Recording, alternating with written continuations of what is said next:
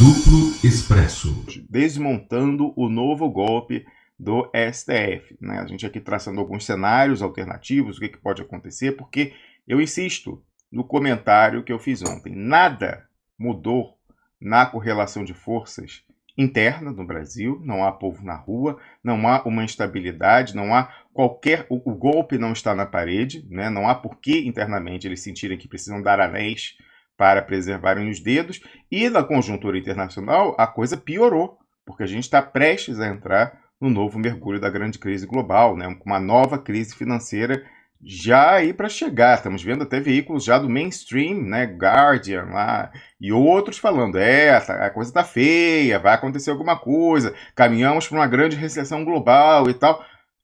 Imagina o Brasil precisar aumentar a sua dose de austeridade, como está acontecendo no Equador, e o Lula estar fora da cadeia.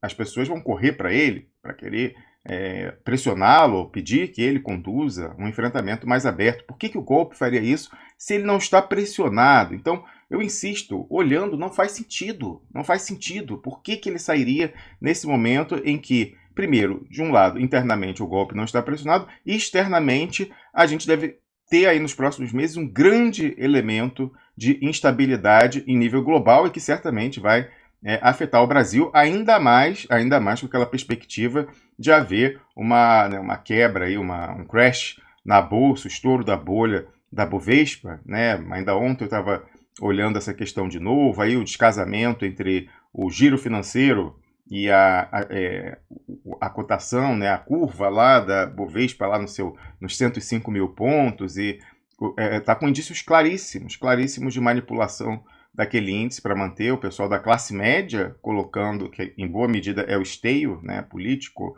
do antipetismo. Essa galera vai perder suas economias, né? Ainda mais gente que participa aí de fundos de pensão, etc. Esse pessoal vai se dar mal. Imagina o descontentamento, o elemento de instabilidade que isso vai trazer. Por que pegar uma variável que pode aumentar o grau de instabilidade para o golpe, que é o Lula, e restituir a sua capacidade de articulação? Deixar ele em casa, uma pessoa que pode pegar um telefone e ligar para Vladimir Putin, para Xi Jinping. Por quê?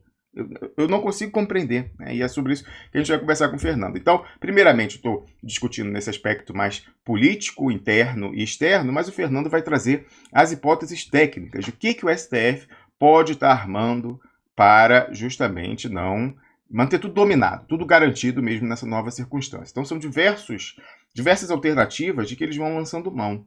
Eu lembrava ainda agora, antes de entrar no ar com o Fernando, o seguinte: a perspectiva de pegar o Lula e mandá-lo para uma outra situação prisional pior, né, fazer uma saidinha jato, não mudou.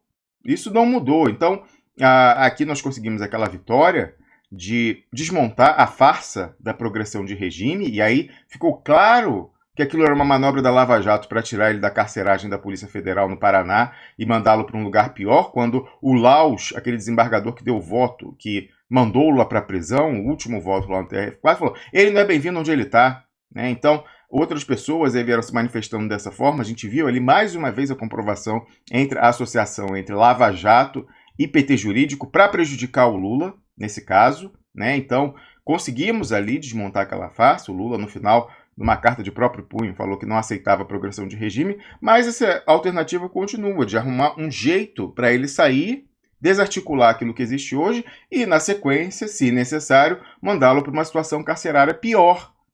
Então a gente não pode esquecer, tentaram a cenoura da progressão de regime, o Lula não caiu. Então agora vem a história do STF. Mas o que não garante que é para, na sequência, mandá-lo para um presídio federal de segurança máxima? Ou mandá-lo, aí, numa inovação interpretativa, para um quartel do Exército?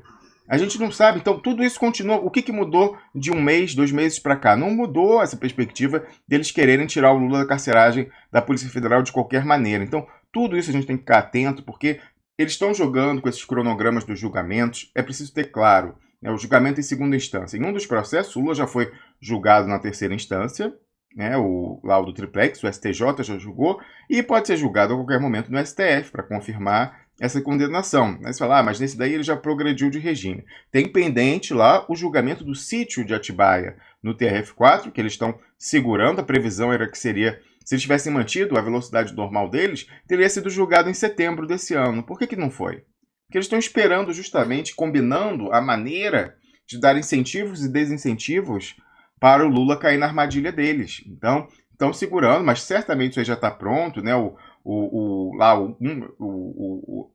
revisor já falou que está pronto para botar em pauta, então é só eles determinarem, né, o presidente lá da turma, que eles colocam na pauta e julgam na segunda instância. Aí você fala, então esse julgamento da segunda instância, nesse caso, ele não teria execução provisória da pena, porque o STF vai derrubar a segunda instância.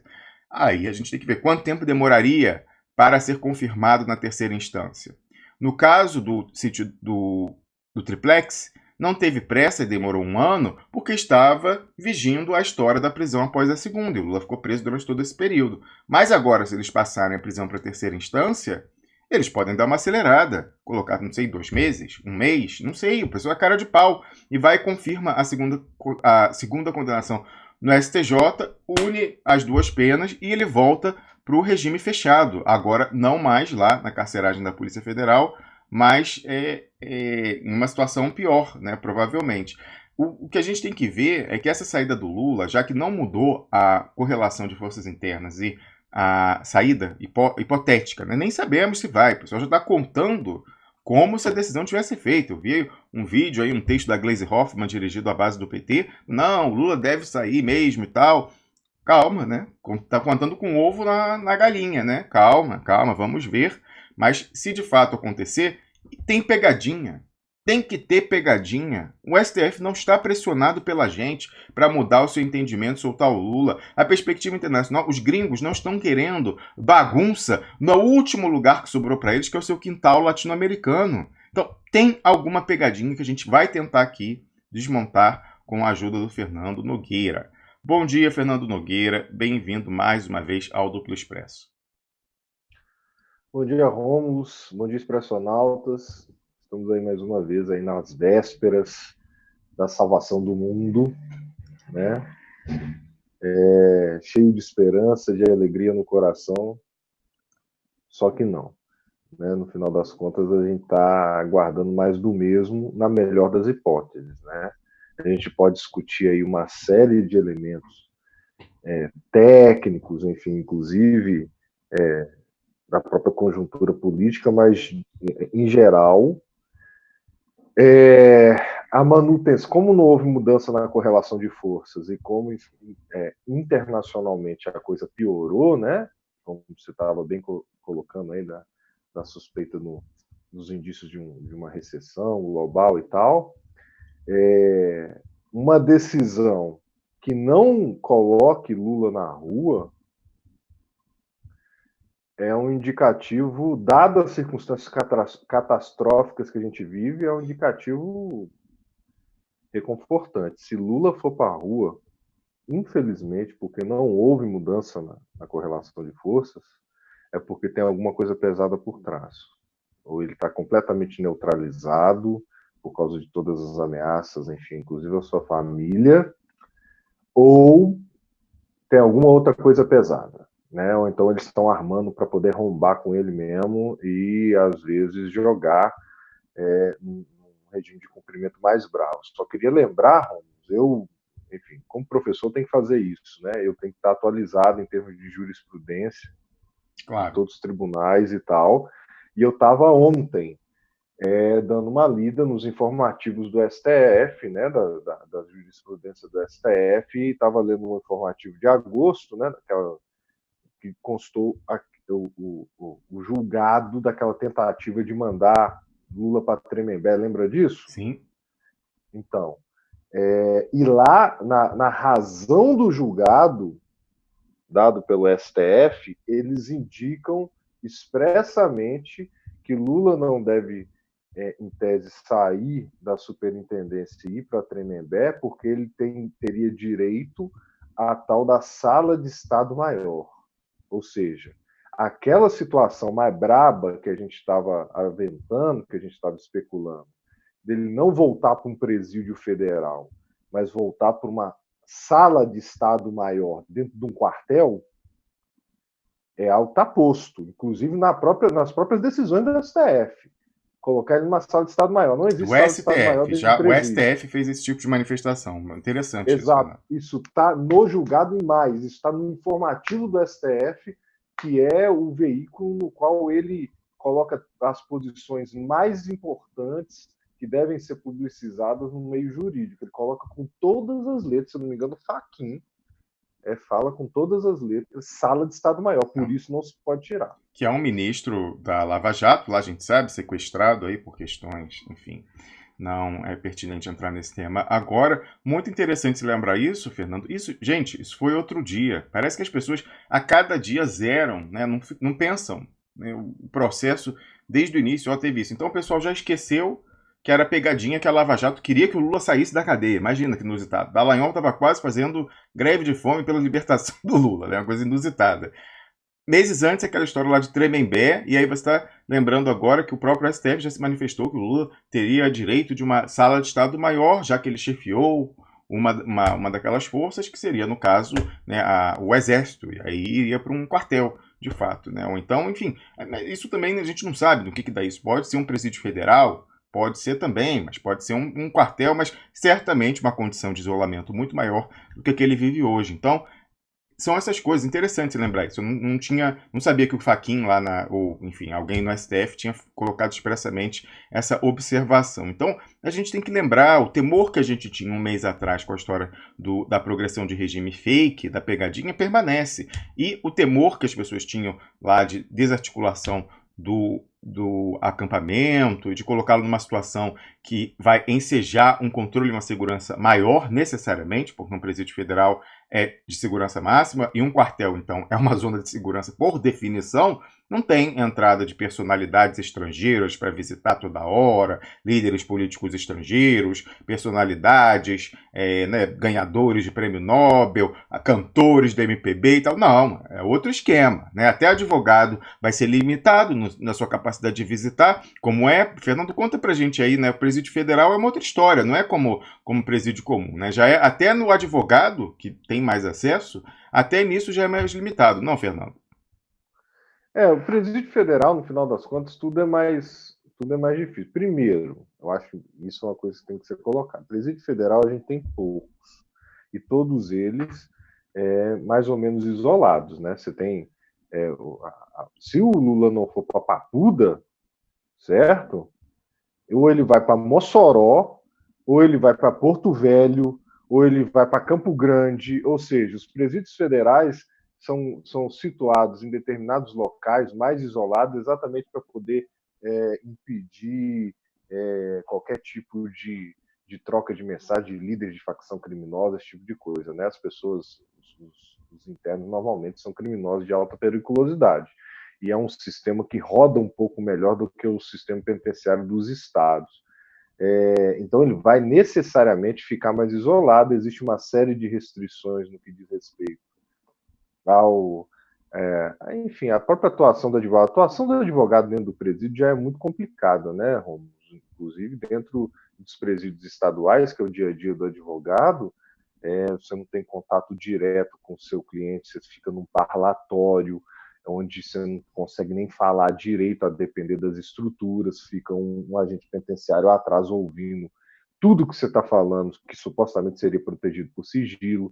Já existem indicativos. O Alexandre de Moraes, na época que foi ministro da Justiça, tinha soltado aí uma portaria tentando restringir os direitos dos advogados. Existe informalmente uma série de restrições ao advogado, né? Existe inclusive, suspeita de gravação da conversa entre advogado e cliente em certos presídios federais. Então, assim, é muito complicado mesmo, presídio federal. E além da questão do quartel, que aí é punk, né, meu? Aí é militar mesmo, tem todo aquele lero-lero.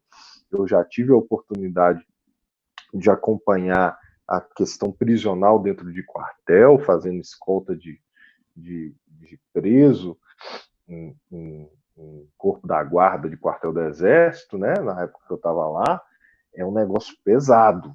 Inclusive a própria estrutura, a própria forma de acesso, visitação, é tudo mais complicado. Então ele está, em termos de cumprimento da sua pena, por injusta que seja, ele está no melhor local, que é um local que não existe, não tem previsão legal, que é a Superintendência de Polícia Federal lá em Curitiba.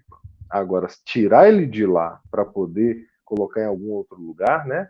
Lembremos que, querendo ou não, na melhor das hipóteses, se houver uma decisão favorável amanhã, suprimindo a execução provisória da pena após decisão de segunda instância, ele vai para a rua, só que muito brevemente retornará, uma vez que, com muita probabilidade, essa primeira condenação lá do triplex, que já está para ser decidida pelo STF, já está próxima de transitar em julgado, já está próxima do fim, virá rapidamente, tudo indica, e aí ele retorna para a tranca.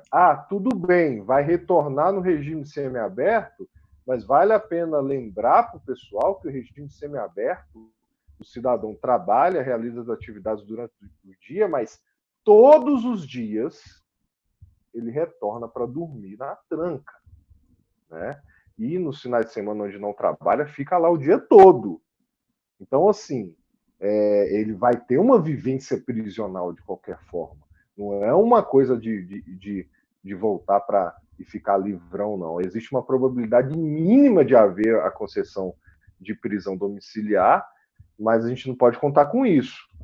Tudo indica que eles vão construir um regime de execução em semiaberto que também vai manter ele restrito e que, necessariamente, se ele for para a rua, a Polícia Federal já deu todos esses indicativos, vai dar um jeito de inviabilizar o retorno dele para a superintendência lá em Curitiba.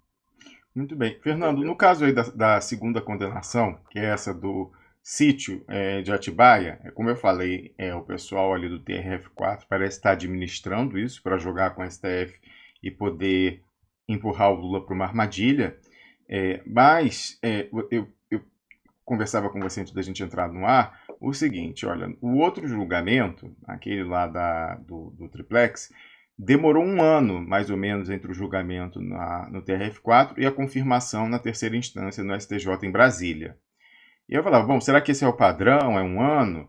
Aí eu fiquei pensando, bom, o pessoal do STJ não estava pressionado, já que estava vigindo a prisão em segunda instância, eles puderam, na verdade, o determinante temporal do STJ era o STF julgar a segunda instância. Então, justamente, quando o STF estava sinalizando que ia julgar a segunda instância, aí eles confirmaram a terceira para já não poder aplicar para o Lula. É assim que é o jogo, gente. Todo esse cronograma de TRF4, STJ e STF está coordenado para essa variável política que é o Lula. Então, aí eu pensava, bom, será que vai demorar um ano de novo? Você falou que não, que assim, confirmando o TRF4 que podem fazer imediatamente, o STJ poderia rapidamente fazer esse julgamento, Fernando?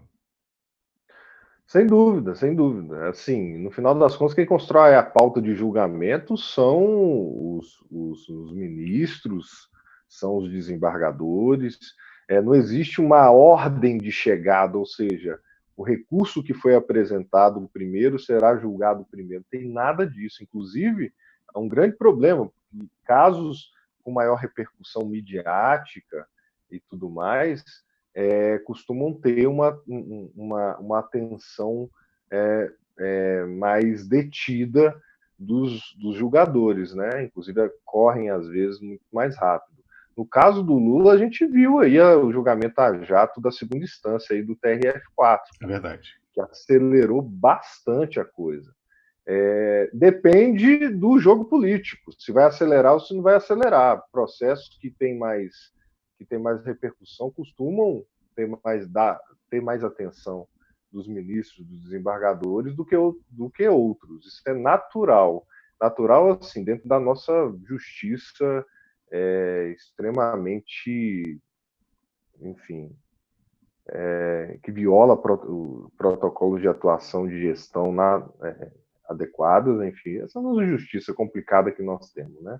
Eles fazem esse tipo de coisa. É uma coisa assim, Advogado. O advogado é bambambam, o advogado é cheio da grana, tem os contatos, tudo, a coisa corre mais rápido.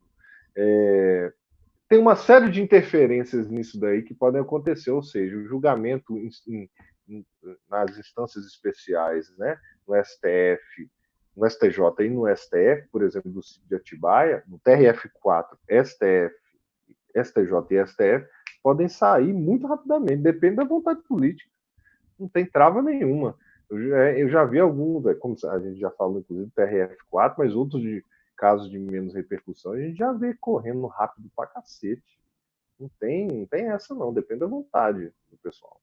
O que a gente precisa lembrar, eu acho aqui, é daquela manifestação de que toda a Lava Jato, então você vê o Dallagnol, o desembargador do TRF4, o Laus e outras pessoas, porque queriam, um mês atrás, tirar o Lula da carceral da Polícia Federal. Aquilo dali, como foi uma manifestação direta dessas pessoas, levantou muita suspeição. Então todo mundo ficou mais aberto à tese que a gente vem apresentando aqui de que é armação. E acabou vencendo, né, e até fizeram pesquisas de opinião, 80% da base do PT queria que ele não aceitasse aquilo e tal. Eles tentaram vender tentaram retrabalhar, fazer um spin, falar que o problema era porque ele ia ter que usar a tornozeleira era o de menos, né? O problema era ele sair para voltar para uma situação pior.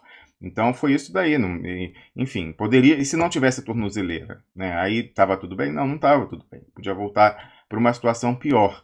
Então, como isso não mudou, ali ficou muito na cara, porque foi da Lava Jato a iniciativa, eles falaram, bom, vamos aqui, nós estamos com as nossas cartas, jogamos a carta da progressão de regime, não funcionou. Vamos para a próxima aqui. Bom, STF, julgamento de suspeição, julgamento da prisão em segunda instância. E aí, Fernando, ontem, quando a gente conversava sobre esse assunto, você traçou também algumas hipóteses com relação a essa história agora do STF ficar modulando todo e qualquer decisão deles, né? O que eles podem fazer para sacanear nesse caso da prisão em segunda instância e também com relação a esse da suspeição, usando essa história de modulação? Olha, então assim, olha só que interessante. O da suspeição, que é um caso, enfim, clássico de processo penal, certamente eles podem se utilizar daquela teoria do prejuízo, né, do sistema de nulidades do processo penal. Pas de nullité sans risque, ou seja, não há nulidade sem prejuízo. Certo. Certamente eles vão utilizar esse tipo de coisa para poder não acabar com todos os processos da Lava Jato e, às vezes, enfim, dar aquela atenção especial gostosa que eles costumam dar para o Lula. Então, traduzindo para o pessoal entendendo, eles vão fazer aquela questão de decidir à la carte, de acordo com a cara do freguês, e falar, não, o Sérgio Moro era um juiz suspeito, sim, tá promíscuo aí com o Dallagnol, estamos vendo o limited hangout do Glenn Green, é verdade, está tudo certo. Agora, não teve prejuízo para o Lula, não mudou a situação dele. Era culpado mesmo, e você, defesa, não demonstrou o prejuízo a ele advindo dessa suspeição. Então, continua fechado na cadeia. É por aí, Fernando?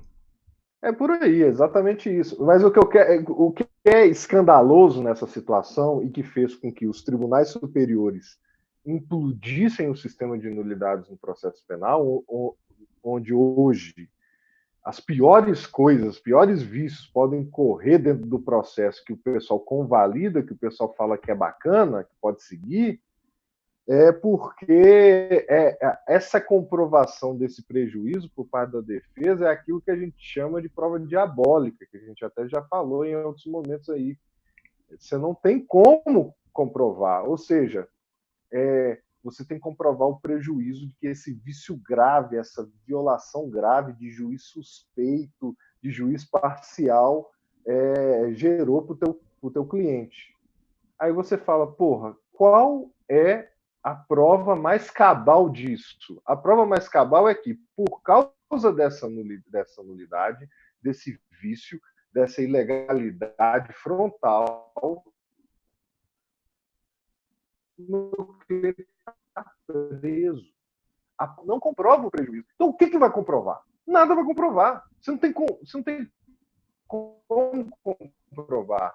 No final das contas, essa prova que eles pedem é impossível de ser feita. Aí o que acontece? Toca o barco, rola a bola e continua assim. Esse da suspeição, sou Mandinac.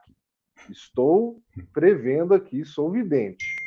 Vai ser com a utilização da teoria do prejuízo, com base naquele voto lá da Carmen Lúcia, dela falando, olha, temos que olhar caso a caso, tem que analisar se tem prejuízo em caso a caso. Eles vão dar um jeito de convalidar o do Lula nesse sentido. Agora, o julgamento da prisão em segunda instância, que é, no final das contas, é o julgamento de duas ADCs, ações declaratórias de constitucionalidade, a 43 e 44, nessas ações constitucionais, é possível a modulação dos efeitos. Não precisa nem de entrar na discussão da teoria do prejuízo, nesse negócio de nulidade e tudo mais. Ah, sim, É possível modular. Aí sim o STF poderia modular, né? Eles inventaram a história de ficar modulando tudo agora, mas aí sim está prevista a modulação. O que é a modulação, o pessoal entender, né? O STF, quando ele julga essa questão, se uma lei, um ato normativo ou qualquer coisa é constitucional ou não, até esse julgamento, que demora anos, olha aí quantos anos estamos discutindo se pode ou não pode prender depois da condenação em segunda instância. Até lá, muitas coisas foram feitas, né? Muitas coisas, então, que se ele disser que era inconstitucional, são erradas. Então a gente tinha que voltar, né, ao status quo ante, como se nunca tivesse existido aquela violação da Constituição. Na prática, não existe. Por exemplo, você às vezes tem programas de governo que são feitos com base numa lei constitucional. Então, construiu a casa lá para o povão, fez o Constituto Habitacional, vai fazer o quê? Vai demolir? Não. Aí o STF justamente tem essa capacidade, isso está previsto em lei, e fala, não, tá certo, errado, mas vale só daqui para frente, só desse julgamento. Foi errado, mas fica, já está feito. Então, essa história da modulação é que pode, aí sim, num caso de uma ação declaratória de constitucionalidade, como são essas que estão pendentes de julgamento, né, Fernando? Mais ou menos por aí. Mais ou menos por aí. Eles podem falar o seguinte, olha, o que seria o adequado no primeiro momento. Você poderia falar que as decisões nessas ADCs seriam o que a gente chama, em termos jurídicos, ex tunc, ou seja, retroagiriam, né, para situações já passadas. Mas eles podem falar que essa decisão teria efeitos ex nunc, ou seja, não retroagiria, seria da agora para frente. E mais, existe a possibilidade de modulação temporal dizendo o seguinte, olha, essa decisão só passa a valer daqui a 6 meses. Eles podem fazer isso. Daqui a 3 meses.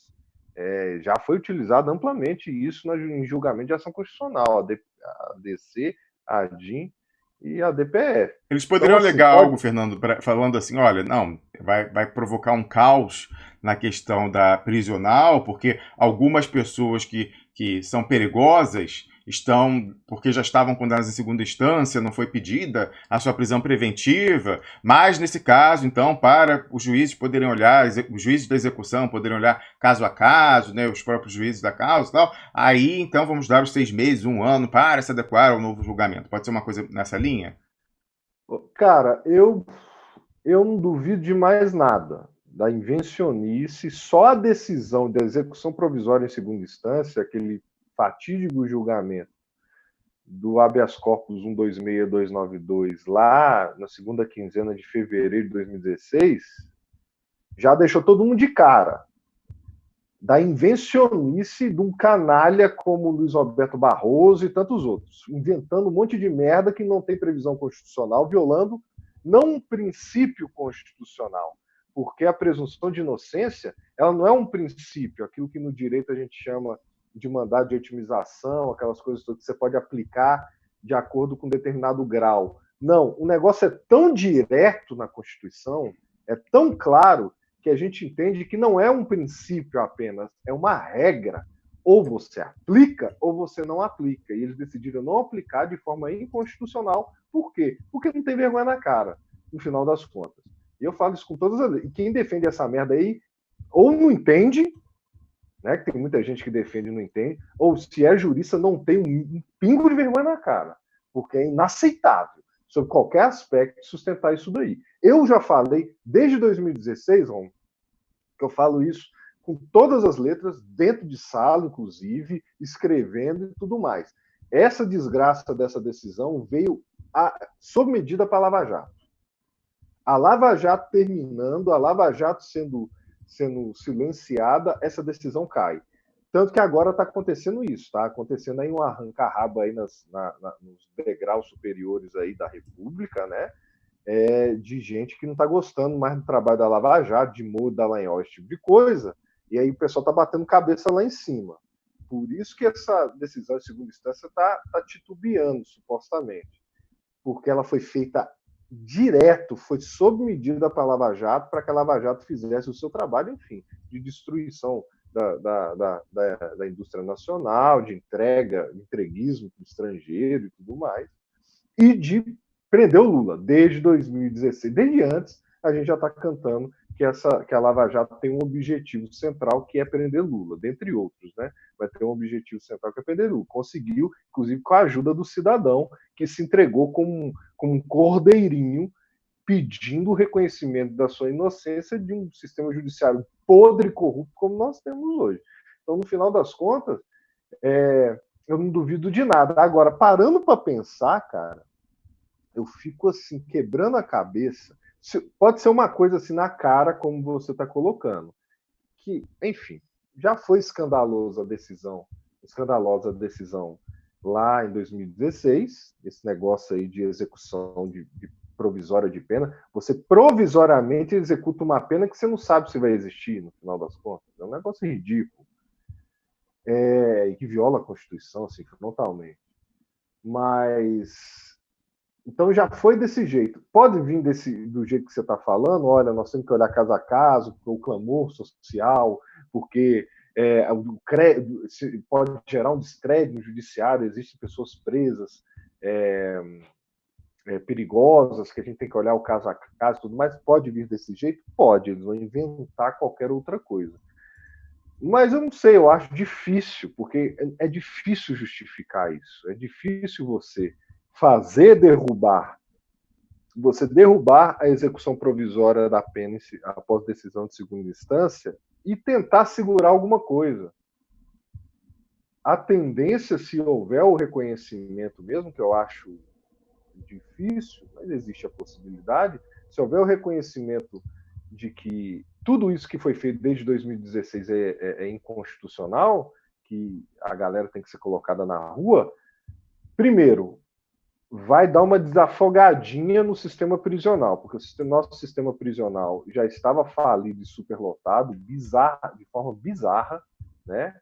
Dando ração, engordando facções criminosas, botando gente lá que não deveria estar lá dentro e superlotando ainda mais essa decisão. Se houver uma decisão falando que essa prisão após segunda instância é inconstitucional, muita gente vai para a rua, muita gente que não deveria estar preso vai para a rua, então assim, o sistema prisional dá uma melhoradinha. Mas aí deixa eu te perguntar sobre isso, Fernando. Concordo com a sua avaliação, mas isso faz sentido diante da perspectiva que nós estamos vendo aí de privatização de presídios e que parece haver um interesse do crime organizado em que haja essa privatização e, logicamente, para engordar o seu rebanho, que mais pessoas sejam presas? Faria sentido, já que a gente está vendo essa tendência a esses grandes negócios, lobbies internacionais de administração de penitenciária, em associação, muitas vezes, com o próprio crime organizado? Faria sentido eles querem aliviar por uma questão, né, do coração, uma questão de humanidade? Faria sentido isso, Fernando, na quadra atual?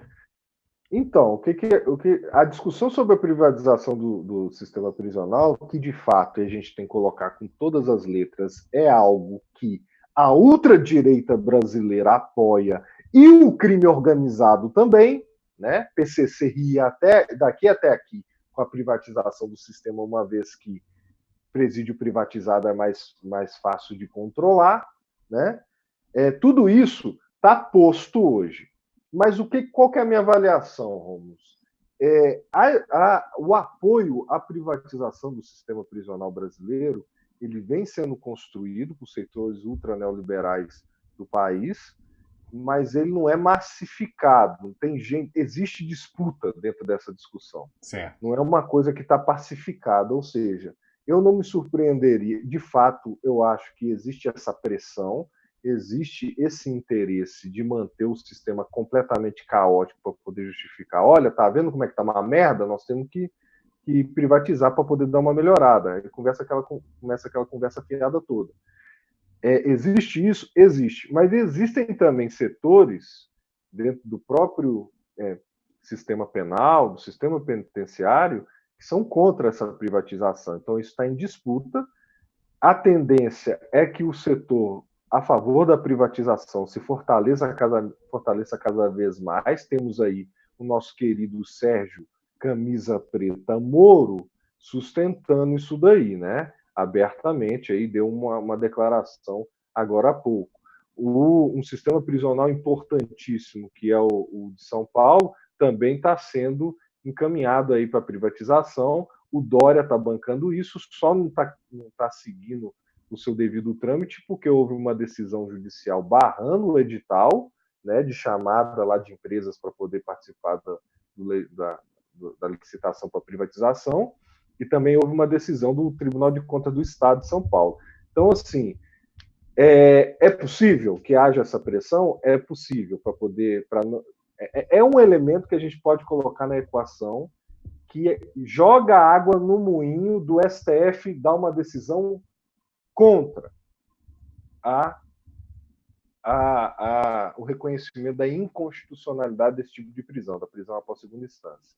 É uma coisa que joga nesse lado aí do campo. Mas não é algo de relevância tão central dentro da discussão. Por quê? Porque existem setores do sistema penal que são importantes, não necessariamente progressistas, que são contra a privatização também. Então, assim, é um elemento para se colocar colateral, não é um dos principais, não. Acho que existem outros motivos muito mais fortes que justificam o STF manter as coisas do jeito que está. Manter Lula preso e manter todo mundo preso também. Né? Porque a gente tem que colocar isso na cabeça. A falta de vergonha na cara desse pessoal é tão grande que eles fazem esse tipo de movimentação profundamente inconstitucional, e o impacto disso em dezenas de milhares, se não centenas de milhares de pessoas comuns, que não são políticos de relevância no país, que não são presos de colarinho branco, que é minoria da minoria da minoria no país, a falta de humanidade, a banalidade do mal, no final das contas, para utilizar aquela figura lá da Hannah Arendt, é tão grande com essa galera que, em nome dos seus projetos políticos aí mesquinhos, que sustentam, por exemplo, essa condenação injusta e a prisão do presidente Lula, eles jogam na tranca milhares e milhares e milhares e milhares de pessoas que, às vezes, por causa de uma série de situações, cometeram crimes pequenos, cometeram crimes simples, que deveriam estar respondendo na rua, ou mesmo quando condenados com uma pena não privativa de liberdade, e por causa disso estão na tranca. Eu te conto um caso, por exemplo, é um caso que foi meu, só que eu, enfim, fiz o concurso, me tornei professor, agora advogo apenas pelo núcleo de prática jurídica, e passei esse caso para minha esposa, que é advogada criminalista também. Ela que está tocando isso daí. Que é um caso bizarro, um caso maluco, de violações gravíssimas em termos de cerceamento de defesa, de produção de prova ilícita e tudo mais, um cidadão, pai de família e tal, que, enfim, foi condenado por uma contravenção penal na primeira instância, e na segunda foi condenado por um crime gravíssimo, sem base nenhuma do Tribunal de Justiça de Minas. E agora, semana passada, houve a última decisão em embargo de declaração, que, se mantida a situação hoje no país, dentro em breve, minha esposa vai entrar com recurso especial e recurso extraordinário, mas dentro em breve, ele, depois de anos e anos e anos tentando provar sua inocência, de fato, tudo indica que ele é inocente, pelo menos provas não existem no processo, vai ter que ir para a tranca aguardar esses recursos, que muito provavelmente terão sucesso. Quem é que vai devolver esses anos de cumprimento de pena para esse cidadão? Não é só ele, não. São milhares de pessoas pelo Brasil todo que padecem dessa ilegalidade. Mas o STF não está nem aí para essa galera. E por isso dá esse tipo de decisão absurda de fazer a pessoa cumprir uma pena que ela nem sabe se ela vai ter que cumprir no final das contas. É uma pena fantasma, é uma coisa ridícula, é uma coisa inconstitucional que o pessoal sustenta, mas está aí. É a força da desumanidade, da ilegalidade, da cara de pau dessa galera que hoje compõe o nosso Poder Judiciário, nosso Ministério Público e tudo mais. Um negócio bizarro. Tá tudo posto aí. Exatamente, Fernando. O Carlos Soberano chegou aí já para conversar com a gente também, vamos chamar ele daqui a pouco. E você tem mais coisas para comentar. Extra Brasil, né? Você quer fazer alguns comentários sobre a questão do Equador e também sobre a questão ali quente da geopolítica mundial, que é a situação dos curdos na Síria atual. Mas eu sugiro que antes, então, da gente entrar nisso, né, e o Carlos também vai falar sobre a questão da crise no centro do capitalismo, né, a crise financeira vindoura. Ele publicou um artigo muito importante na segunda-feira, já fiz a recomendação de leitura por esses dias aqui. Mas antes da gente sair do Brasil, então eu sugiro que a gente faça um giro sobre as questões que eu gostaria de comentar nessa manhã sobre a conjuntura política brasileira. Bom, Rômulo, por favor. Só um acréscimo, se a gente puder dar uma pincelada ainda hoje também sobre o famigerado caso de Hong Kong, né, e da nossa babaca que fica lambendo bota de imperialista, vale a pena. Com certeza. Então, em síntese, para a gente fechar essa sessão do programa sobre o STF, é roubada, né? Não há por que acreditar que o pessoal botou a mão na consciência, está envergonhado. Ninguém ali tem vergonha na cara. Olha tudo que eles fizeram até aqui.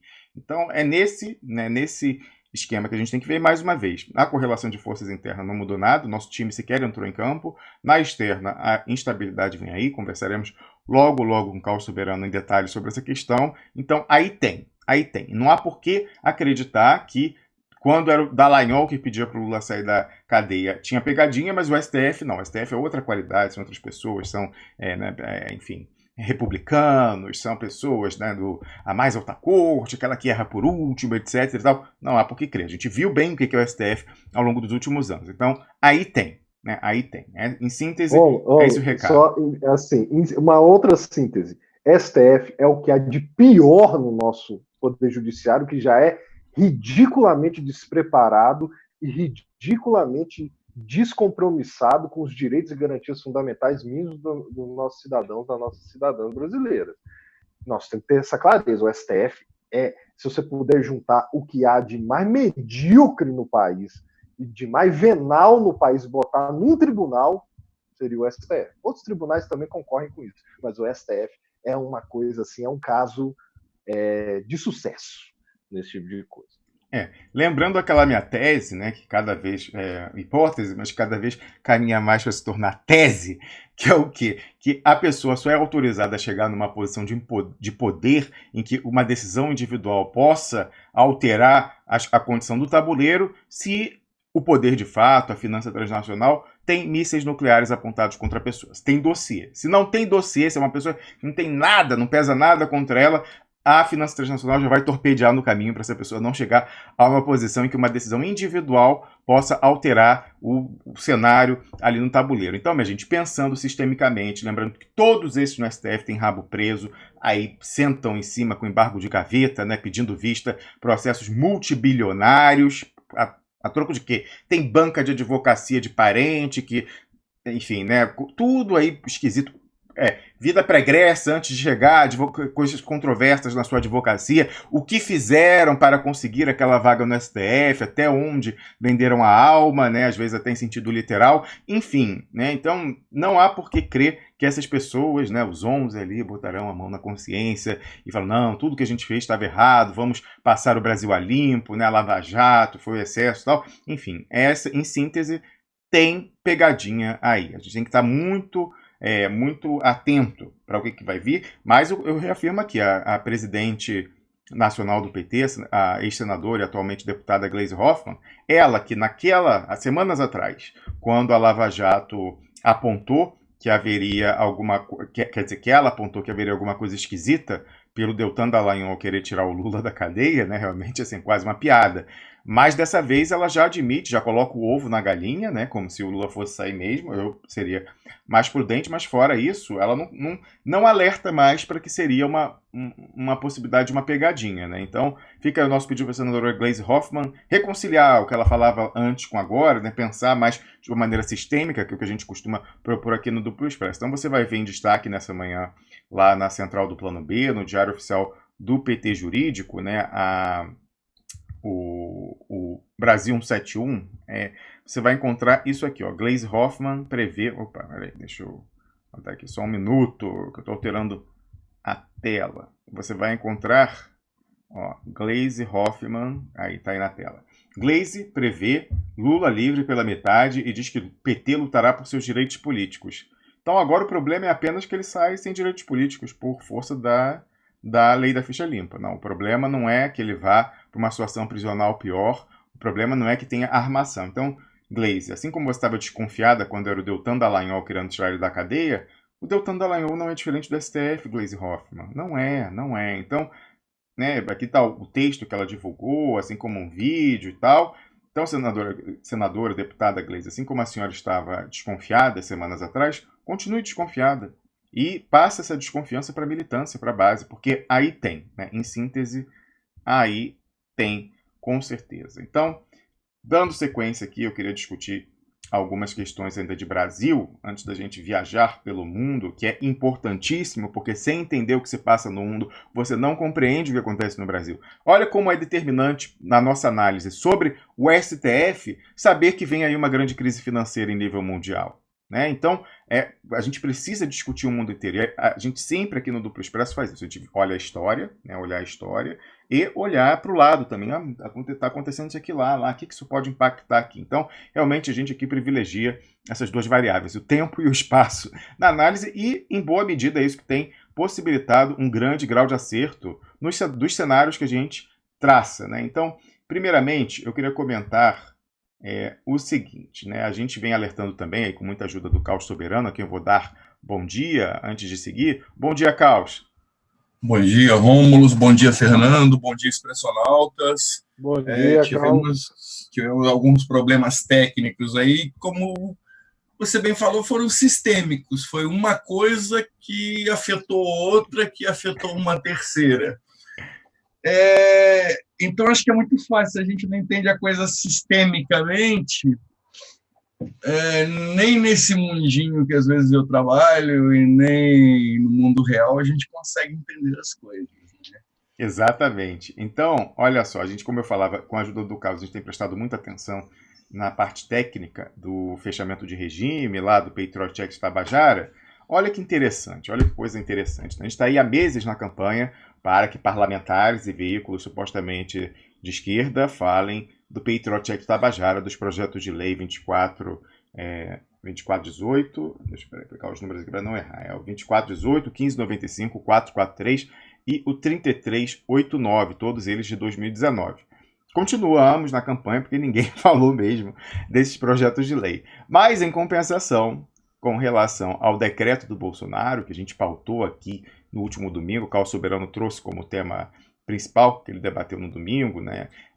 O decreto que cria aquele bancão de dados, cruzamento de bancos de dados com informações sobre a sua vida afetiva, a sua família, né? Dados biográficos, sua trajetória, seus empregos, tudo isso juntando com dados biométricos, a sua retina, a sua digital, sua palma da mão, o seu jeito de andar, que é o único, a sua voz, cuja assinatura também é a única, e ainda seus dados genéticos.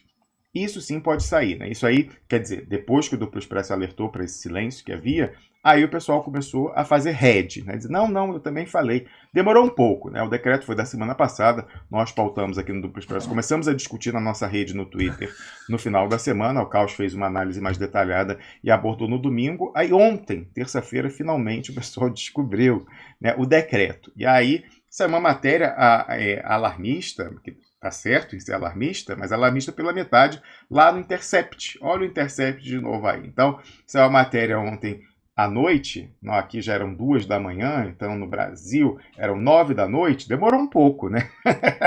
48 horas do programa de domingo, sendo que a gente começou a discutir isso ainda na quinta, sexta-feira da semana passada. Então, olha só, aqui está dizendo a abertura, né, lá no Twitter e no tweet do Intercept sobre a matéria. Ó, o título é Canetada de Bolsonaro cria mega base de vigilância. Aí está aqui e eu peço para que você preste atenção, ó, nesse início. Vai falar, no lead, ó, em uma canetada, do dia para a noite, Jair Bolsonaro aprovou 2 decretos que criam uma enorme base de dados com suas informações pessoais, não do Bolsonaro, a sua, você que está ouvindo, de trabalho, de saúde, gravidez, benefício do governo, seu rosto digitais e até o seu jeito de andar. Eles demoraram um pouco, mas o que é interessante aqui? Eles colocam em uma canetada. Isso vai ser chave para o comentário que eu fiz. O que a gente sabe que o Intercept, em geral, o Intercept Brasil graças a ele que nos ensinaram Sybil Edmonds e o Pepe Escobar? Eles são o Limited Hangout, né? Aquele vazamento controlado que mostra alguma coisa para esconder a mais importante, né? Então é aquela história do biquíni fio dental, mostra tudo para esconder o essencial. Então, por que eles estão falando agora desse decreto e estão dizendo aqui que foi uma canetada? Né? Uma coisa canetada, uma pessoa sozinha resolve. Aí, obviamente, né, olhando, imediatamente eu concluí. Falei o seguinte, né, fiz o comentário que compartilhei ontem à noite, que já estava de madrugada, mas eu estava de olho. Né? Eu vivo num horário entre a Suíça e o Brasil. Eu devo estar no horário de Cabo Verde, é uma coisa assim que é a minha rotina. Mas enfim, eu botei. E olha quem está fazendo fogo de encontro já. Fogo de encontro, para quem não sabe, é quando você tem um incêndio e para impedir que ele se propague, você tem que queimar o caminho por onde aquele fogo passaria, porque se já houve a combustão, não há ali combustível para o fogo prosseguir. Então, você combate o fogo com fogo, né? E impede com isso a sua propagação. Então, já que a gente está pautando Patriot Act Tabajara e a questão do supercontrole do governo, esse pessoal já deve ter pensado, bom, a gente precisa falar de alguma coisa sobre isso, porque senão a gente ficar desmoralizado, e a gente até dá destaque a alguma coisa menos importante, ou um outro aspecto, que com isso a gente vai sequestrar esse debate, entrar com ruído, as pessoas não vão mais falar dos projetos de lei, vão falar do que a gente está falando, a gente entra em pool aí com um piguinho vermelho, todo mundo focando nisso, e aí com isso a gente consegue controlar, nos cobrimos, ninguém vai pensar que a gente está no esquema de ocultação também, e aí com isso a gente bagunça também lá, eles estão conseguindo uma rede que fale dos projetos de lei. Então, é combater o fogo com fogo. O fogo de encontro é diversionismo, é o semear o ruído aí no meio da comunicação. Então, por isso que eu coloquei, olha quem está fazendo fogo de encontro já. Quem está fazendo é o Intercept. O Duplo Expresso, mais uma vez, pautando. Mesmo que como contenção de danos. É assim que eu enxergo essa publicação do Intercept, 2 dias depois do Caos trazer a discussão sobre o decreto aqui no domingo. É contenção de danos. Aí eu pergunto, e os projetos de lei 2418, 1595, 443, 3389, todos de 2019? Aí, Intercept, não pode falar? Por que não pode falar dos projetos de lei que estão em tramitação na Câmara? Será que é porque, diferentemente desses decretos de que vocês falam agora, tem que passar no Congresso? E se tem que passar no Congresso, não tem como pendurar só no pescoço do Jair Bolsonaro? Falar que é uma canetada do Bolsonaro? Será que é por isso que desses não pode falar? Acho que tem até mais razão, olha só. Esse Intercept só engana trouxas. Imagina se eles iam falar dos projetos de lei, e expor o farsante Marcelo Freixo, entre outros farsantes, como Rui Falcão, o Paulo Teixeira, etc., que faltaram na votação desses projetos, o 1595, lá na Comissão de Segurança Pública da Câmara dos Deputados. Então, o projeto de lei, como vai ter a digital desses deputadinhos aqui que eles apoiam, do Telecat, aí não pode falar. Agora o decreto, como eles falam, é uma canetada do Bolsonaro, aí pode falar. Mais do que nunca, você vê como o Intercept é de fato o Limited Hangout. É o vazamento, é a crítica controlada para ocultar o que é mais relevante, né? E ajudar os seus, ajudar o Telecat. E aí você vê quem saiu imediatamente para fazer head, por pressão do Duplo Expresso, entrar com esse ruído, o próprio Brasil 171. Está lá replicando na noite de ontem também, só descobriram ontem o decreto. Só depois do Intercept que eles descobriram o decreto. Aí republicaram a matéria do Intercept falando dos decretos 2046 e 2047, sobre os quais você tem ouvido aqui no Duplo Expresso, ao menos desde domingo, mas quem acompanha a gente no Twitter, bem antes disso, ainda em meados da semana passada. Então, em síntese, eu repito, o The Intercept sempre um Limited Hangout. É o biquíni fio dental. Mostra tudo e esconde o essencial. Antes de passar ao próximo tema, eu queria perguntar, Carlos, se você tem algum comentário sobre isso. Você acha também que a minha leitura está correta? Você acha que foi essa história aí do Limited Hangout, mais uma vez, do biquíni fio dental, do fogo de encontro, de fazer head, botar um pé em cada canoa e tentar não se queimar tanto, mas ocultar a verdadeira discussão, que são os projetos de lei? Vamos, eu acho que, antes de mais nada, a gente tem que entender um pouco o papel do Intercept. O papel do Intercept é exatamente esse papel que você está falando, o papel de esconder, revelando, você revela uma ponta, você esconde a outra. Não é nada mais, nada menos que isso. Nesse papel, é importante que, quando determinados assuntos começam a espalhar, e eu percebi bastante nas nossas redes, que essa questão do decreto 2046 ela espalhou muito mais rápido do que em relação aos projetos anteriores, 2418, né, todos os outros, né? Disso que está virando agora como com o 10.047, se a gente considerar que o 10.047 ele é uma complementação do 10.046, ele é da parte da gestão dessa integração de banco de dados. Isso começou a espalhar muito rápido. Se eles não colocam essa informação, eles iam começar a ser questionados fortemente na base. As pessoas iam começar a comentar, como os expressionautas comentam, nossa base, por exemplo, como a base do Intercept, o pessoal que é leitor assíduo ali, vai começar a questionar por que vocês não estão falando nada. Vão começar a chegar para o Brasil 171, por que vocês não estão falando nada? Como o nosso pessoal já fica. Só que o nosso pessoal tem um problema. O pessoal que é mais assíduo, que é expressionauta mais assíduo, a gente estava até brincando em relação ao bloqueio quando o bloco do Paulo Pimenta, que o Paulo Pimenta me deu, eu não sei porquê, né? Parabéns. Eu estava até preocupado, eu confesso que eu estava preocupado, eu queria saber o que eu estava fazendo de errado. Eu já estava desconfiado de você, eu falei, não tem uma pessoa que possa trabalhar comigo e não ser bloqueada pelo Paulo Pimenta. Eu estava já ficando desconfiado, Carlos. Mas aí eu descobri uma segunda coisa, eu acho que eles deveriam colaborar com esse problema de desemprego no Brasil, tanto o Paulo Pimenta quanto o pessoal do Intercept, contratar mais estagiário para assistir o Duplo Expresso e acompanhar nossas redes de Twitter, de Facebook, porque aí o pessoal se inteira. Vou dar uma dica, se inscreve no canal do Telegram, chega a notificação, já vai falar os assuntos, faça igual o Expressionauta. Vocês vão se atualizar mais rápido. Agora, deixando a brincadeira de lado e falando muito sério, Ramos, tem uma reação que eu quero ver se vai acontecer esse Limited Hangout, e vai ser a navalha Duplo Expresso normalmente acontecendo. Que é o seguinte, tem um partido que adora entrar com ações no STF para questionar a Constituição. Escapou a palavra. É a constitucionalidade, é isso aí. Constitucionalidade de leis, decretos, etc. É verdade. Será que esse partido,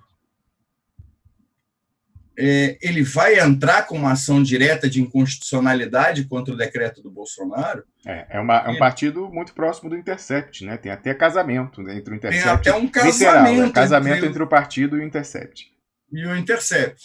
Então, eu quero ver, já que agora eles estão tão bem informados, se eles estão... O interessante também é que eles não colocam as consequências, né? Eles param, ali também na divulgação é um Limited Hangout, eles param no negócio, porque, na verdade, como a gente discutiu no domingo, apesar dos cortes que o YouTube fez, ele cobre todos os aspectos da vida do cidadão, desde que o cara compra na padaria, até a integração, por exemplo, com sistemas estaduais, por exemplo, como o sistema Olho de Águia do governo do estado de São Paulo, que é um sistema estilo Big Brother, que já existe, ele já tem a modificação da diretriz do Olho de Águia de 2011. né, que garante armazenagem de imagens de manifestantes, garante armazenagem de imagens de câmeras públicas, né? Isso daí já tem em praticamente todas as cidades do Brasil, todos os grandes estados do Brasil, você tem diretrizes parecidas com essa. Eles não passam essa parte. Vai ter informação. Isso fica no vazio para as pessoas. Gostaria de colocar aqui, no concreto para as pessoas, é que cada passo que a pessoa der poderá ser monitorado. 2, cada característica pessoal poderá ser monitorada. 3, qualquer transação feita pelo cidadão e o Estado poderá ser monitorada. E, em quarto lugar,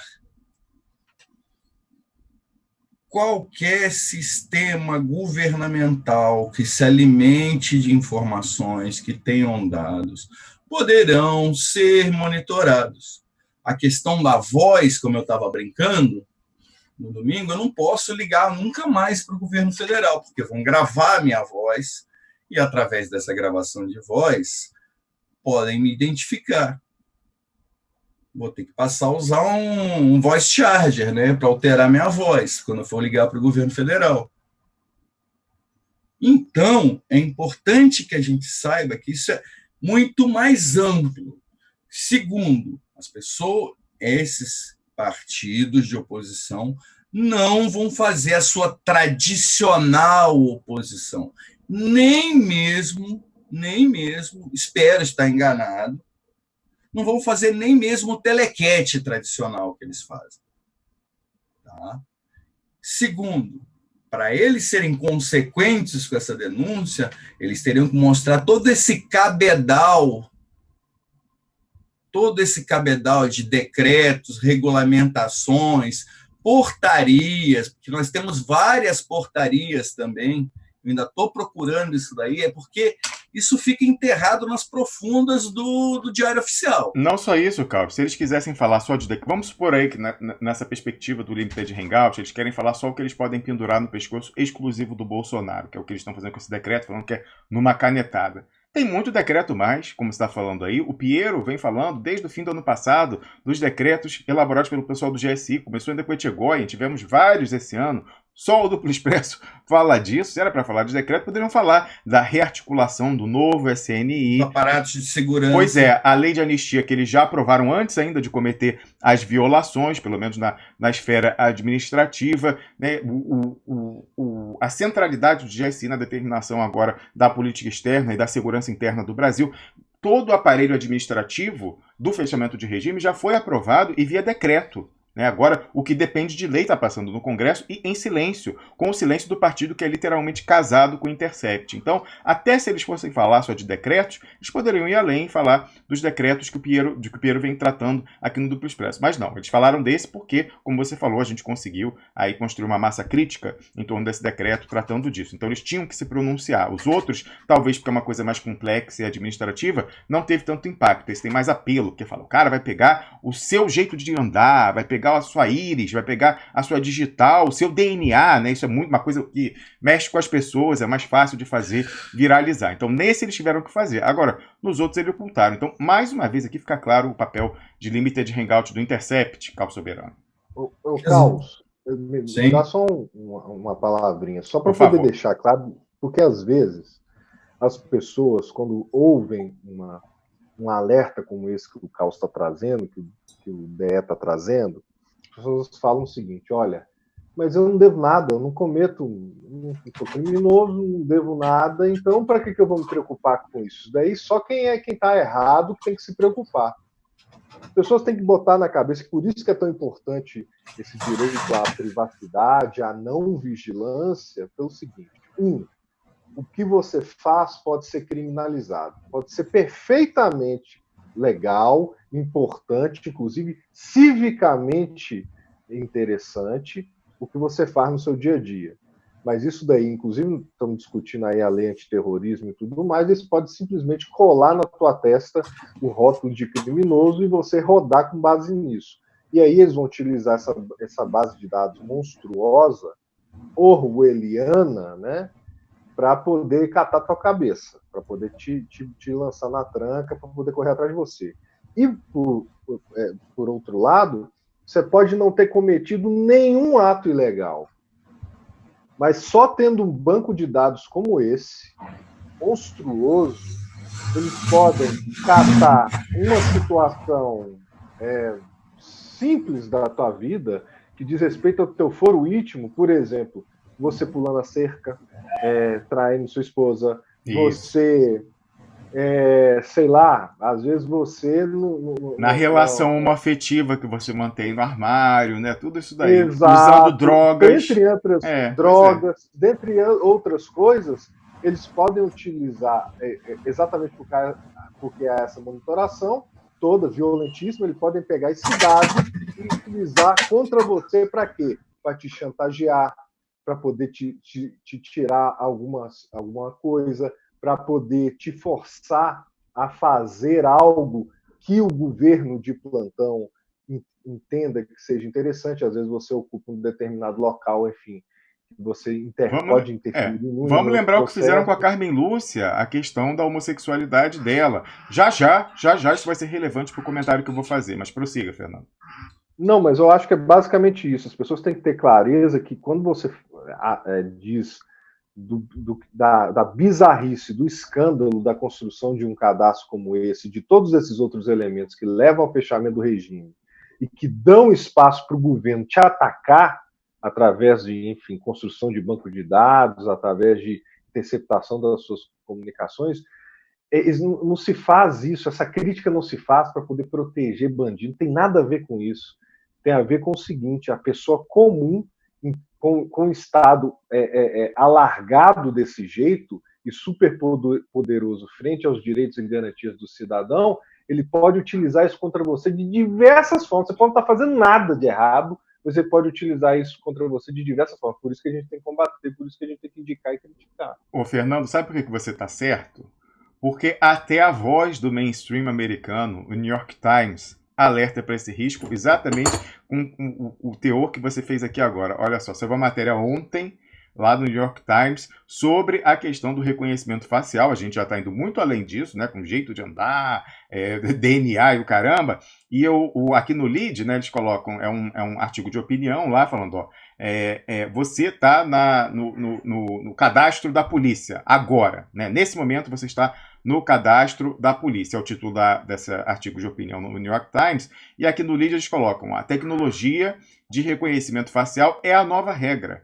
Você até pode pensar, eu não tenho nada a esconder, mas todos nós deveríamos estar extremamente preocupados com isso. Então, quando até o New York Times, que é mainstream, já está alertando para isso, é porque a coisa já está caminhando para o buraco, né? Então, ontem eu compartilhei isso aqui no Twitter, falando, gente, até o New York Times está falando, né? Então, você está certo, Fernando, é isso mesmo. Não existe essa de eu não devo nada, porque a sua conduta pode ser criminalizada e, no mínimo, ela vai servir para uma chantagem clandestina desse aparelho clandestino que está sendo montado sob a égide dos generais entreguistas do GSI. Então, vai ser chantagem com a sua vida pessoal, que você conversa, aquela história de poder criminalizar uma conduta, uma militância política, falar que você é um terrorista. Então, não caia nessa de pensar, não tem nada a temer, vai ser até bom, porque vai coibir o crime. Eles estão falando de crime e terrorismo para acabar com a sua liberdade, te monitorar e poder te chantagear. Não caia nessa, né? É isso aí que veio com a história do 11 de setembro, que resultou no Patriot Act original, e no Brasil é com essa história de combater o crime, combater o terrorismo,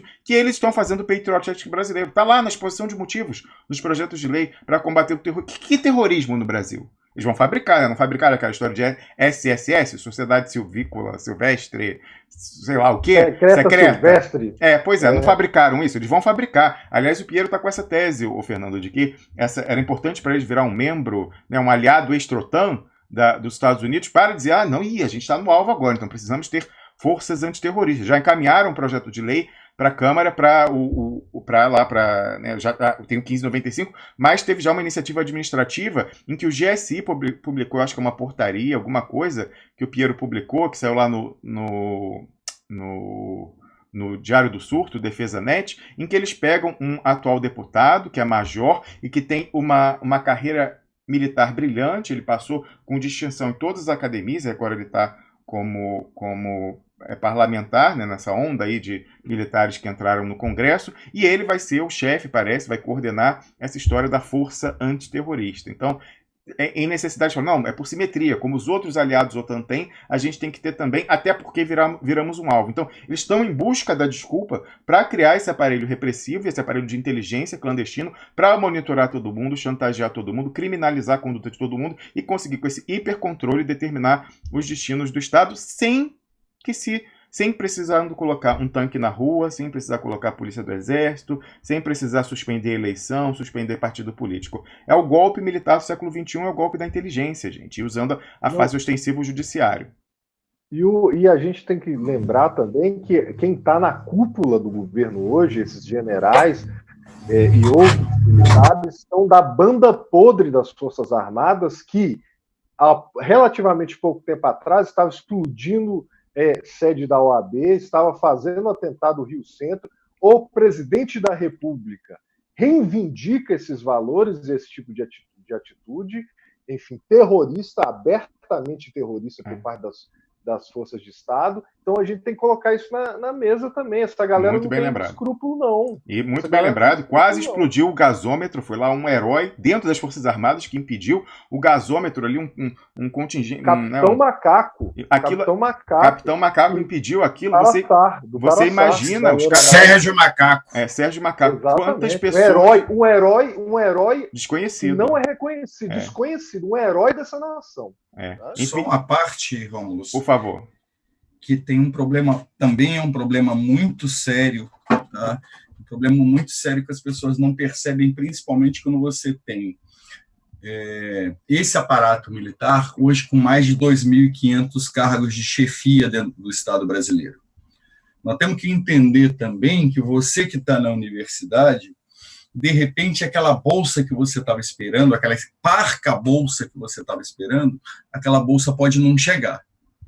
A gente tem que entender também que, misteriosamente, alguma documentação que você precise do governo, ela pode não chegar. Pode acontecer, aspas, problemas burocráticos que vão prejudicar toda a sua vida. A partir do momento que eles estão te monitorando, em cada uma interação que você tem com o governo brasileiro, em todos os níveis, desde o hospitalar, na coleta de um DNA,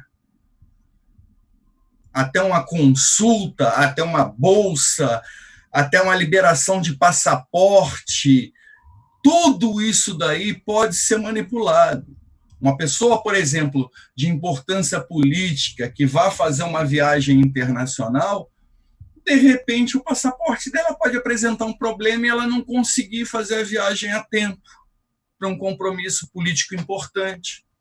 De repente pode acontecer que aquela bolsa ou aquela vaga para você fazer uma pesquisa universitária, uma pesquisa de extensão, pode não acontecer.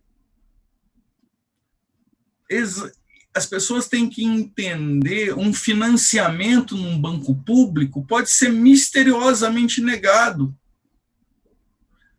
Olha, senhor, o sistema consta que não podemos conceder esse financiamento. O que você vai falar? É o sistema, essa maldita entidade que infelizmente se criou, que é um problema, é o que o sistema diz. Já viu quando você chega no banco, o gerente chega e fala: o sistema não permite que eu faça isso. Isso é o sistema. Só que agora, por trás do sistema, nós temos todo um aparato de inteligência, todo um aparato de vigilância. Então, todas essas coisas que, por exemplo, que é muito bom o pessoal do PSOL, por exemplo, que está aí falando de Hong Kong, que é uma questão que a gente tem que discutir, eles falam: olha, o que a China faz é violação dos direitos humanos, essa coisa de biometria, de controle dos cidadãos. Está sendo implementado um controle 10 vezes pior no nosso país e está todo mundo quieto.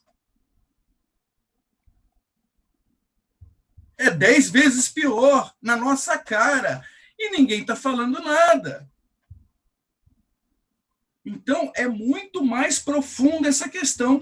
O governo pode criar um sistema de crédito social das sombras, que dependendo do seu comportamento vai ser mais difícil todas as suas interações com o Estado.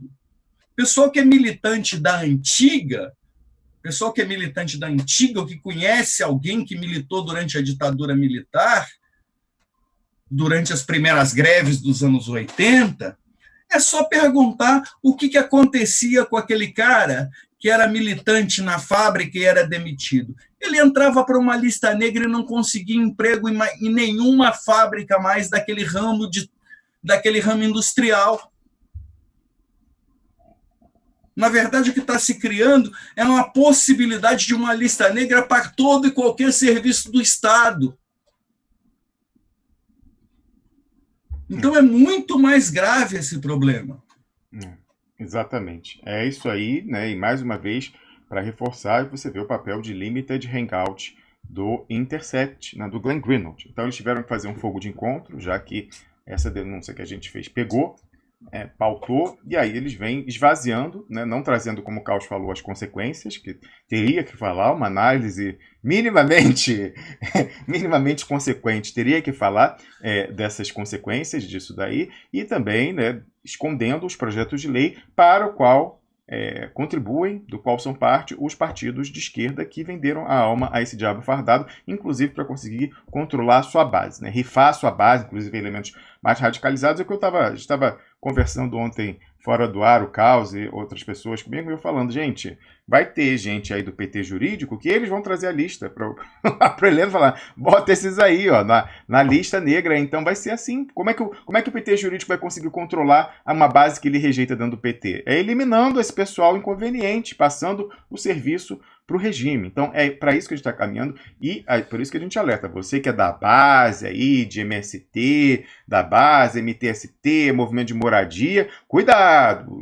Os dirigentes, alguns deles, podem estar vendendo o seu pescoço, às vezes até porque tem o rabo preso, né? Conversávamos ontem sobre a questão de alguns partidos, pessoas de partidos que tiveram alguma promiscuidade com a questão sindical e aí por isso estão penduradas, podem ser facilmente criminalizadas por razões políticas, é certo, mas podem ser facilmente criminalizadas por heterodoxias na condução da sua atividade. A gente sabe que tem uma proximidade ali entre partidos e militância partidária e sindical, e muitas vezes é a atividade sindical que sustenta o movimento partidário, mas aí para você trazer de um para o outro, a gente precisa de algumas heterodoxias e o pessoal fica pendurado. E aí, para se preservar quem está em cima, quem cometeu a heterodoxia, sacrifica quem está embaixo. Então, alerta, todo mundo aí que é de base, de movimentos populares e de partidos mais alinhados à esquerda, de contestação e de enfrentamento do golpe, que esses partidos, com seu silêncio com relação ao Patriot Act, estão contribuindo.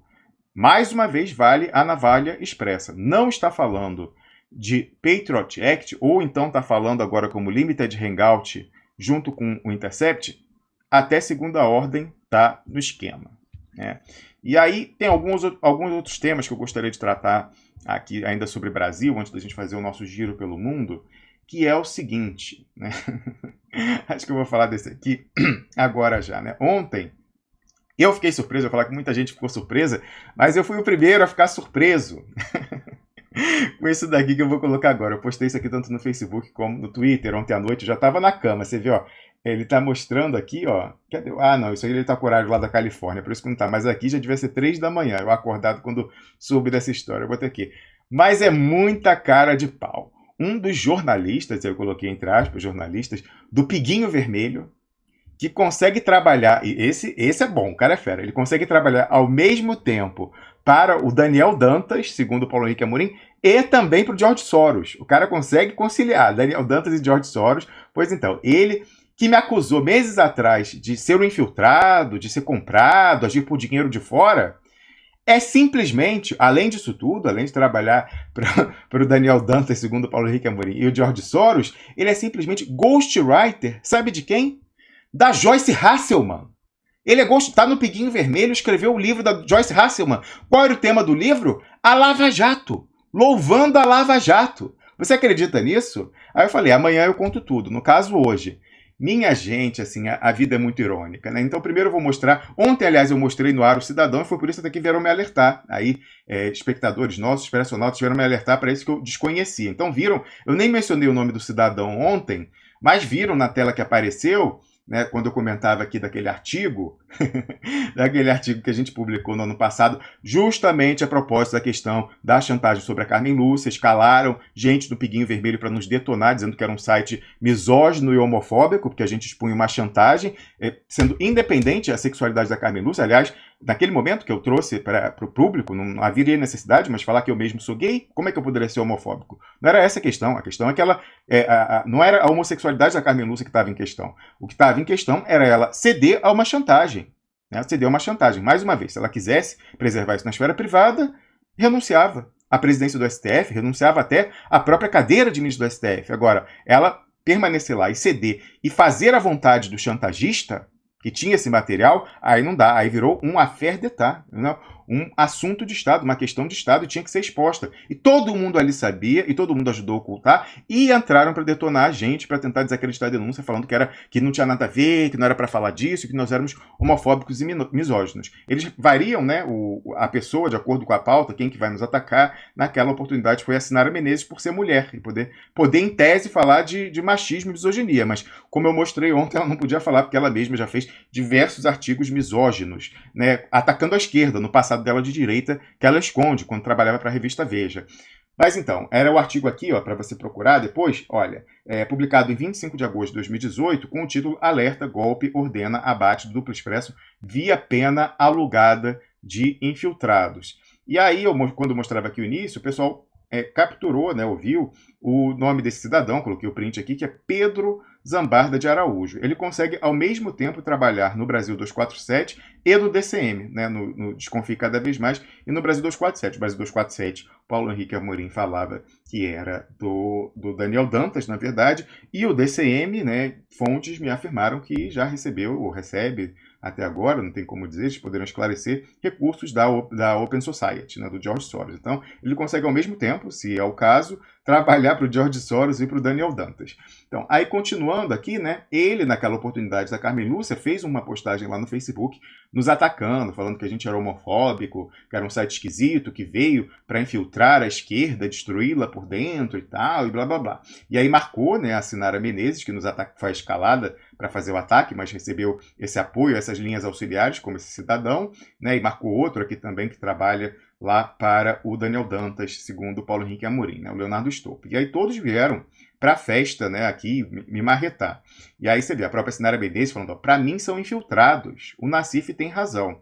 Isso quando já tinha sido publicado documentos rechaçando, e ela sabe perfeitamente que é mentira, mas ela ajuda a perpetuar a mentira. Nassif tem razão, não. Nassif vendeu, alugou a sua caneta ao Paulo Pimenta, e ela sabe disso, e também aluga a caneta para quem paga mais, né? Quando era Veja, ela batia no PT, de uma forma, elogiava o PSDB, elogiava o Alckmin, elogiava o Aécio Neves, recebia até carta de agradecimento do Aécio Neves, mas agora ela se reinventou como socialista morena, quando na verdade isso é pisotear o turno do Brizola, que ela é identitária, né, e o identitarismo convém a George Soros, por exemplo, identitária e moreno de traíra, Lenin Moreno, né? Isso é mais condizente com a postura dela até atual do que propriamente com o socialismo moreno defendido pelo Leonel Brizola. Ela não tem nada de nacionalista. Cadê o nacionalismo de Brizola nela? Cadê o anti-imperialismo? Não tem nada a ver, né? Realmente, coitado do Brizola. Mas ela só pegou porque era um nome bacana, né? Enfim, não tem nada a ver. Aí você vê o sujeito continua aqui e ele próprio vai dizer que nós somos infiltrados. Ó, mas tem mais print embaixo, calma, isso aqui é um interlúdio mostrando uma outra infiltrada. Aí aqui continua, olha, ele falou, alguém perguntando, mas por que eles estão fazendo isso? Aí uma aqui fala aquela história de trafigura, aquela história fake, né? Aí depois uma outra aqui, ó, não é vingança, é dinheiro. Eles querem, Pedro Zambarda, eles querem afundar a esquerda fingindo-se de aliados. Não sustentam nenhum debate saudável, não colocam nenhum argumento razoável e tal. E aí, continua aqui, ó, deixa eu ver, tinha um outro ataque dessa natureza que ele coloca. Enfim, eles estão dizendo que nós somos infiltrados mesmo, né, e que seria dinheiro e tal, e blá, blá, blá. Bom, esse sujeito, qual não é a minha surpresa ao descobrir ontem que ele é ghostwriter, Pedro Zambarda de Araújo, que trabalha ao mesmo tempo no Brasil 247 e do DCM, ghostwriter da Joyce Hasselman num livro louvando a Lava Jato. Olha que coisa incrível. Eu fiquei chocado, não acreditei quando me mandaram isso, o pessoal viu o programa ontem, mas está aqui e foi admitido até publicamente. Primeiro em off, muitas pessoas do meio sabiam disso, e aí depois, quando tem aí um processo, contra Joyce Hasselman, isso acabou sendo revelado. Então está aqui uma matéria da revista Época, do dia 9 de outubro de 2019, recentíssima, uma semana atrás. Olha a coincidência. Então tá aí, ó, lá na coluna do Guilherme Amado, falando: Joyce é condenada por danos morais por livro da Lava Jato. Vítima quer 2 bilhões. Não é interessante saber isso, né? O que é essa... Vamos colocar dar um Ctrl F e colocar Pedro, né? Pedro Zambarda Araújo. Vamos botar Pedro. Tá lá, ó. Magnus informou à justiça que, na verdade, o livro Delatores não foi escrito por Hasselman, mas por um ghostwriter, e que o real autor da obra, o jornalista Pedro Zambarda, admitiu o fato. Zambarda foi questionado por Magnus sobre as afirmações falsas no livro. Ele respondeu, segundo o empresário, que a autora legal do livro, Joyce Hasselman, foi a responsável pela revisão. Está entendendo? Está entendendo? Isso é o Piguinho Vermelho. O cara teve a cara de pau de, quando eu denunciei a chantagem contra a Carmen Lúcia, falar que eu era infiltrado e que agia por dinheiro. O cara trabalha ao mesmo tempo, segundo o Paulo Henrique Amorim, para o Daniel Dantas, e segundo fontes dizem, para o dinheiro do George Soros, para o financiamento do George Soros via Open Society, ganhou dinheiro da Joyce Hasselman para escrever um livro dela louvando a Lava Jato e diz que eu que sou infiltrado. Isso é Piguinho Vermelho, isso é domínio de espectro total, isso é guerra híbrida. Tá tudo infiltrado, essa porcaria desse Piguinho Vermelho, para sequestrar o debate, ficar operando em pinça. Então é uma vergonha. Então você vai vendo aqui, ó, quem quiser ver de novo, tá lá nesse artigo, né, o print dele falando isso lá atrás, que o que eu faria seria por dinheiro, infiltração e destruir a esquerda. Não. Quem gosta de dinheiro, e dinheiro da Joyce Hasselman, dinheiro do George Soros, segundo se diz, e também dinheiro do Daniel Dantas, segundo dizia o Paulo Henrique Amorim, é ele. É ele, né? É ele. Tá aqui, você vê lá, continuando do DCM, ó, tá lá fazendo vídeo, faz as lives do DCM. Seria interessante, na próxima live que ele fizer, o pessoal fosse questionar no chat quanto que a Joyce Hasselman pagou para ele escrever um livro louvando a Lava Jato. Esse sujeito aí do Piguinho Vermelho que enche a boca para dizer que eu sou infiltrado. Seria interessante que ele respondesse isso agora. Quem quiser também pode ir lá ao Twitter dele perguntar. Está aqui o perfil dele no Twitter, ó, é @PedroSolidus, Sólidos, SOLIDUS, né? Pode ir lá perguntar para ele no Twitter quanto que a Joyce Hasselman está pagando para alguém escrever um livro sobre ela. Minha gente, isso é Piguinho Vermelho, o jogo é pesado. São essas pessoas que nos atacam, esses infiltrados. Já mostramos aqui, aliás, nesse próprio artigo, no mesmo, você vai encontrar os áudios tá ali, ó, vou botar aqui na tela, os áudios do chefe dele, né, que segundo Paulo Henrique Amorim seria um laranja do próprio Daniel Dantas. Lá você vai encontrar aqui esses áudios do Leonardo Atushi com o Nagy Narras, um banqueiro bandido, chamando Daniel Dantas de Daniel. E passando o recado de um prof, não, o Daniel conversou com a fulana, mas depois, não, e eu vou te manter informado para você ir atrás desses filhos da puta, como ele fala, né, esses filhos da puta do Paulo Henrique Amorim e Domino Carta, né, inimigos declarados do Daniel Dantas. Então, você lá vai encontrar todos esses aqui, que inclusive já estão salvos aí em HD externo nosso. Se for derrubado da internet, a gente coloca de novo, não tem problema nenhum. Grampos gravados legalmente lá, quando da Operação Satyagraha, né, que foi a operação que foi para cima do poder de fato, foi para cima do Daniel Dantas, que representava a finança transnacional, e os tucanos que roubaram muito na privatização. Essa operação foi séria, aquela lá do Protógenes Queiroz, juiz Fausto de Sanctis, não foi como a Lava Jato, né, não foi em cima da parte fraca na corrupção do capitalismo, não, foi em cima da parte forte. E aí, por isso, até foi perseguido, e o Protógenes Queiroz está aqui asilado na Suíça. Então,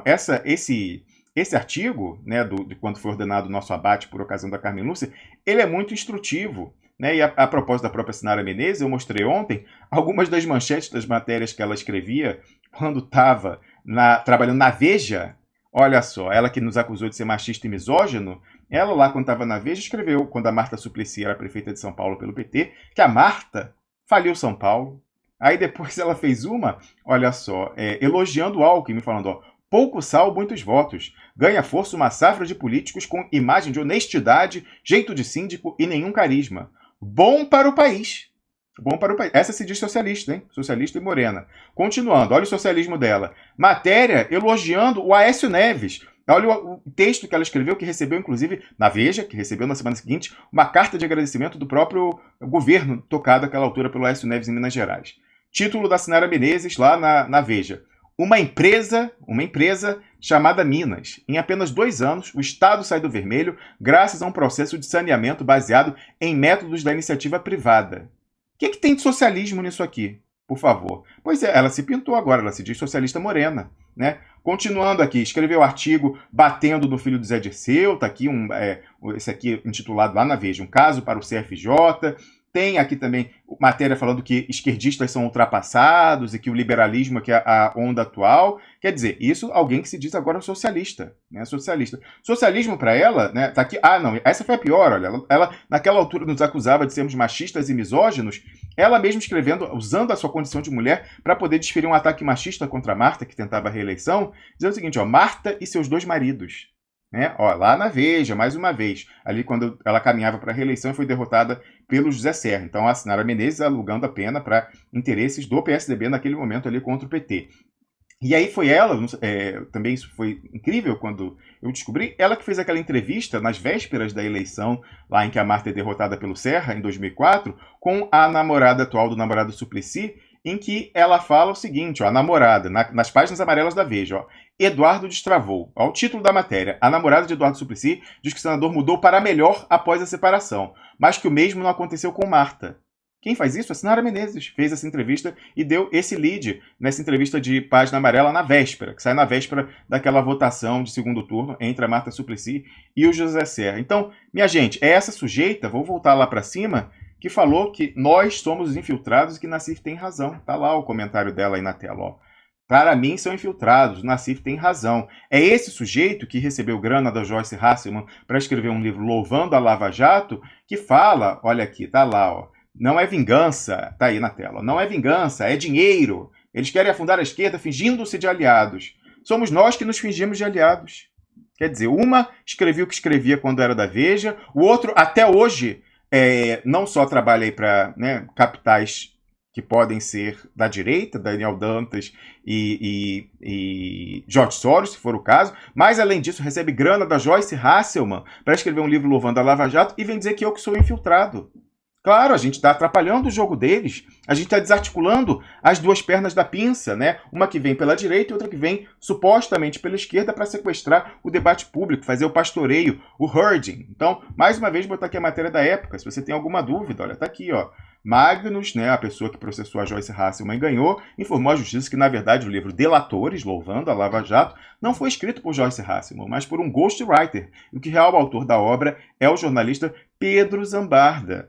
Pedro Zambarda, que ele admitiu o fato, e tá até aqui aspas dele na matéria da Veja, da época, dizendo que a Joyce é apenas uma autora legal do livro, e que ela foi responsável tão somente pela revisão. Tá aqui, ó, ele, olha que bonitinho lá, falando no DCM, ó, falando, Moro tem que sair, diz abaixo-assinado de 800 advogados. Como é que ele reconcilia ele fazer um vídeo falando que Moro tem que sair, com ele ter escrito um livro louvando a Lava Jato, assinado por não outra que Joyce Hasselman, né?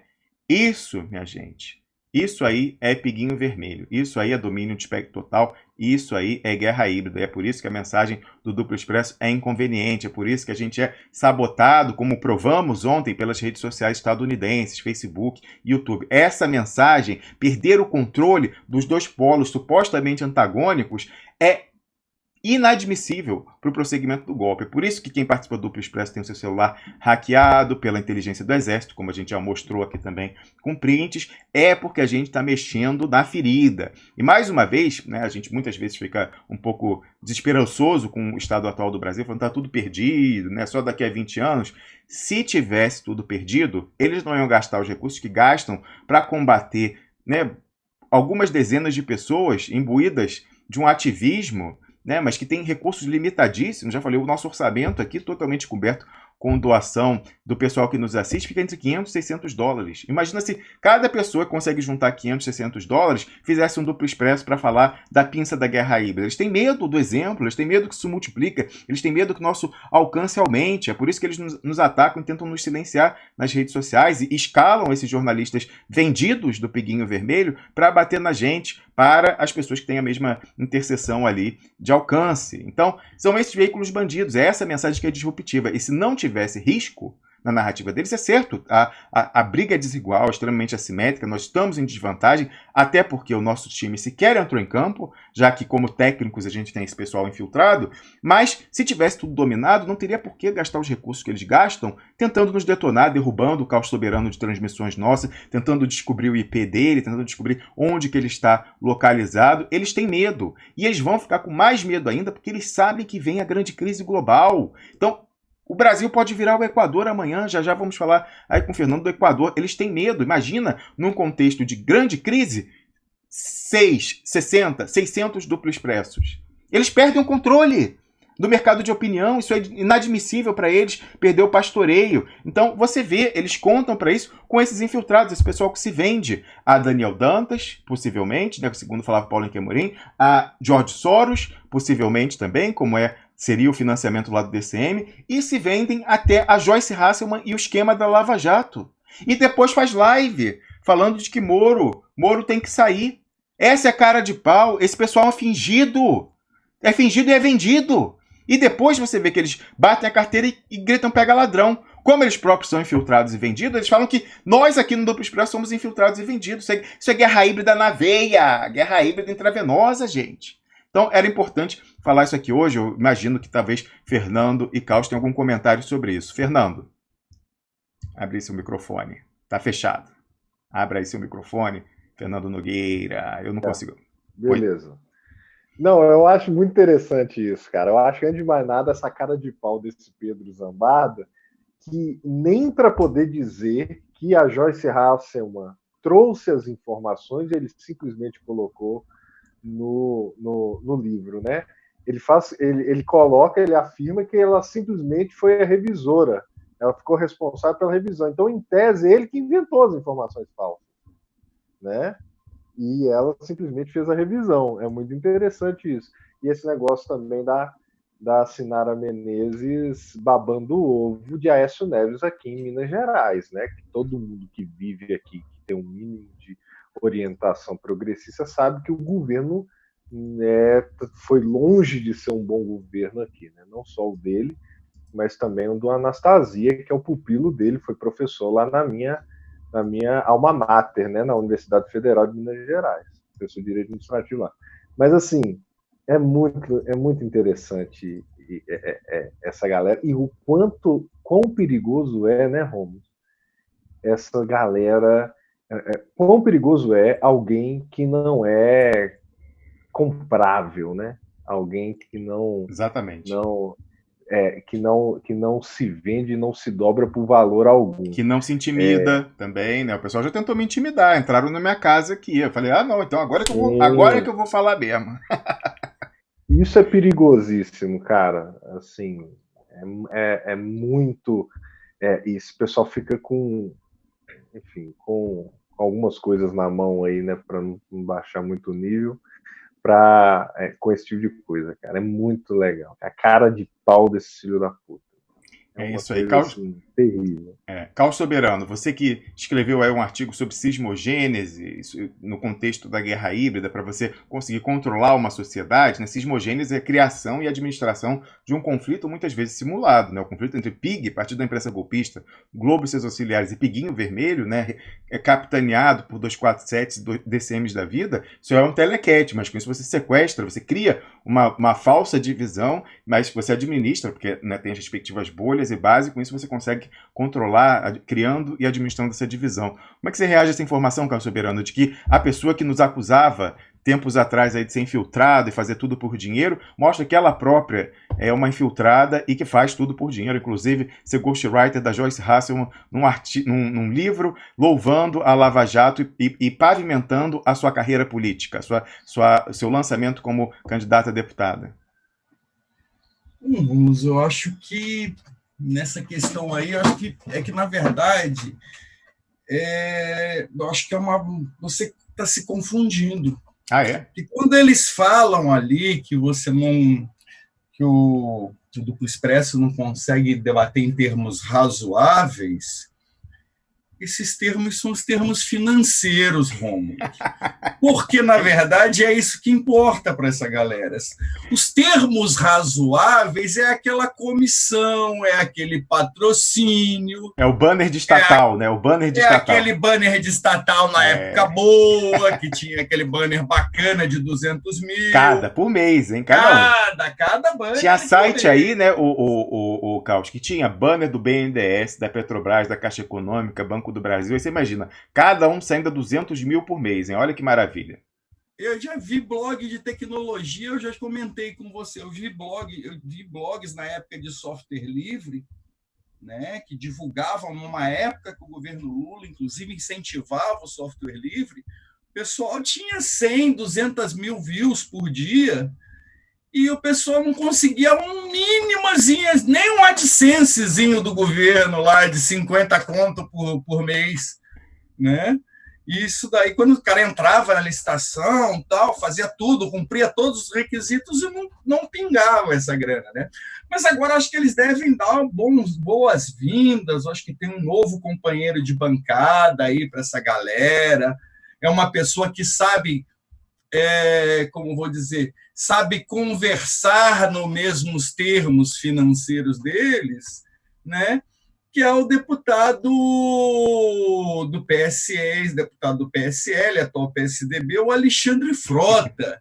Inclusive, agora ele é identitário, ele pede ajuda ao Pablo Vittar. É verdade. Para ajudar a derrubar o Bolsonaro. É verdade. Vai ser essa grande frente progressista que está se montando aí, que vai ter Pablo Vittar, o Alexandre Frota, a Sinara Menezes, Luciano Huck, a Tabata Amaral, a santa do coaching brasileiro, né?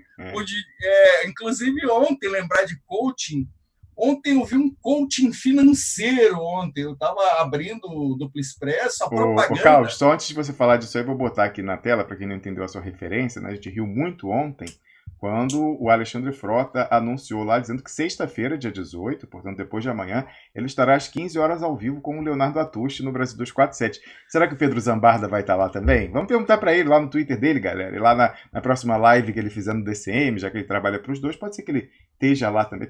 Afinal, ele trabalha para quem paga mais, não tem problema. Se for a Joyce, também. Quem sabe ele não vai lá se candidato a escrever um livro do Alexandre Frota, né? Pode também. Um próximo livro, né? Parece que o Frota já publicou um livro também, né? Então, será que ele também foi o ghostwriter do Alexandre Frota? Não sei, né? Vamos ver. E aí eu compartilhei isso aqui ontem rindo, né? Rindo muito, rindo litros e falando, ó, olha o novo colega de bancada de vocês, Breno Altman, Rui Costa da Pimenta e Renato Rovai, Alexandre Frota, né? Já estavam trabalhando aí com esse pessoal tipo Pedro Zambarda e agora chega o Alexandre Frota, muito coerente. Carlos Soberano. Então, isso é fantástico. Então, na verdade, o que vai se trabalhar? Você já vê, eu tenho notado, né, até comentei aqui no Duplo Expresso, né, que estava havendo uma redução do uso de cismogêneses, eles estavam dando uma pausa para o pessoal, a gente estava notando uma certa pausa. Com essa notícia do Frota, e principalmente agora ele se integrando no Piguinho Vermelho, né, eu até... Pena que o título que ele poderia usar já tá ocupado, né? Que seria Todos os Homens do Presidente. Mas quem sabe o Pedro Zambarda, ele é um cara criativo, ele vai achar um título pro livro do Frota. Muito provavelmente essa nova oposição aí ao Bolsonaro, muito provavelmente ela vai começar a usar esses elementos de cismogênese e vai capturar uma boa parte dessa esquerda, porque uma vez que é progressista, é LGBT, Maconha também é muito importante. A Sinara Menezes, eu desconfio que foi assim que a Sinara Menezes descobriu que ela não era de direita mais e que tinha virado de esquerda, porque ela é uma grande entusiasta, ativista, faz lobby junto a senadores pela liberalização da maconha, né? Ela e o FHC.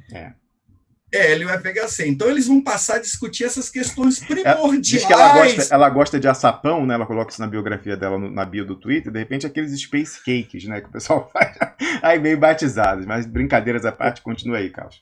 E lembrando que FHC é de esquerda, viu? É? Social-democrata. Tá lá, tá no partido, exatamente. Então, muito provavelmente nós vamos ver um giro, uma reconfiguração desse campo, porque cada vez mais as questões de fundo, as questões econômicas, as questões de organização do Estado, essas questões vão ser cada vez mais deixadas de lado, como a gente você já tinha levantado aqui de forma brilhante, aquele encontro lá do PSDB e do PT, aquela frente direito já, né?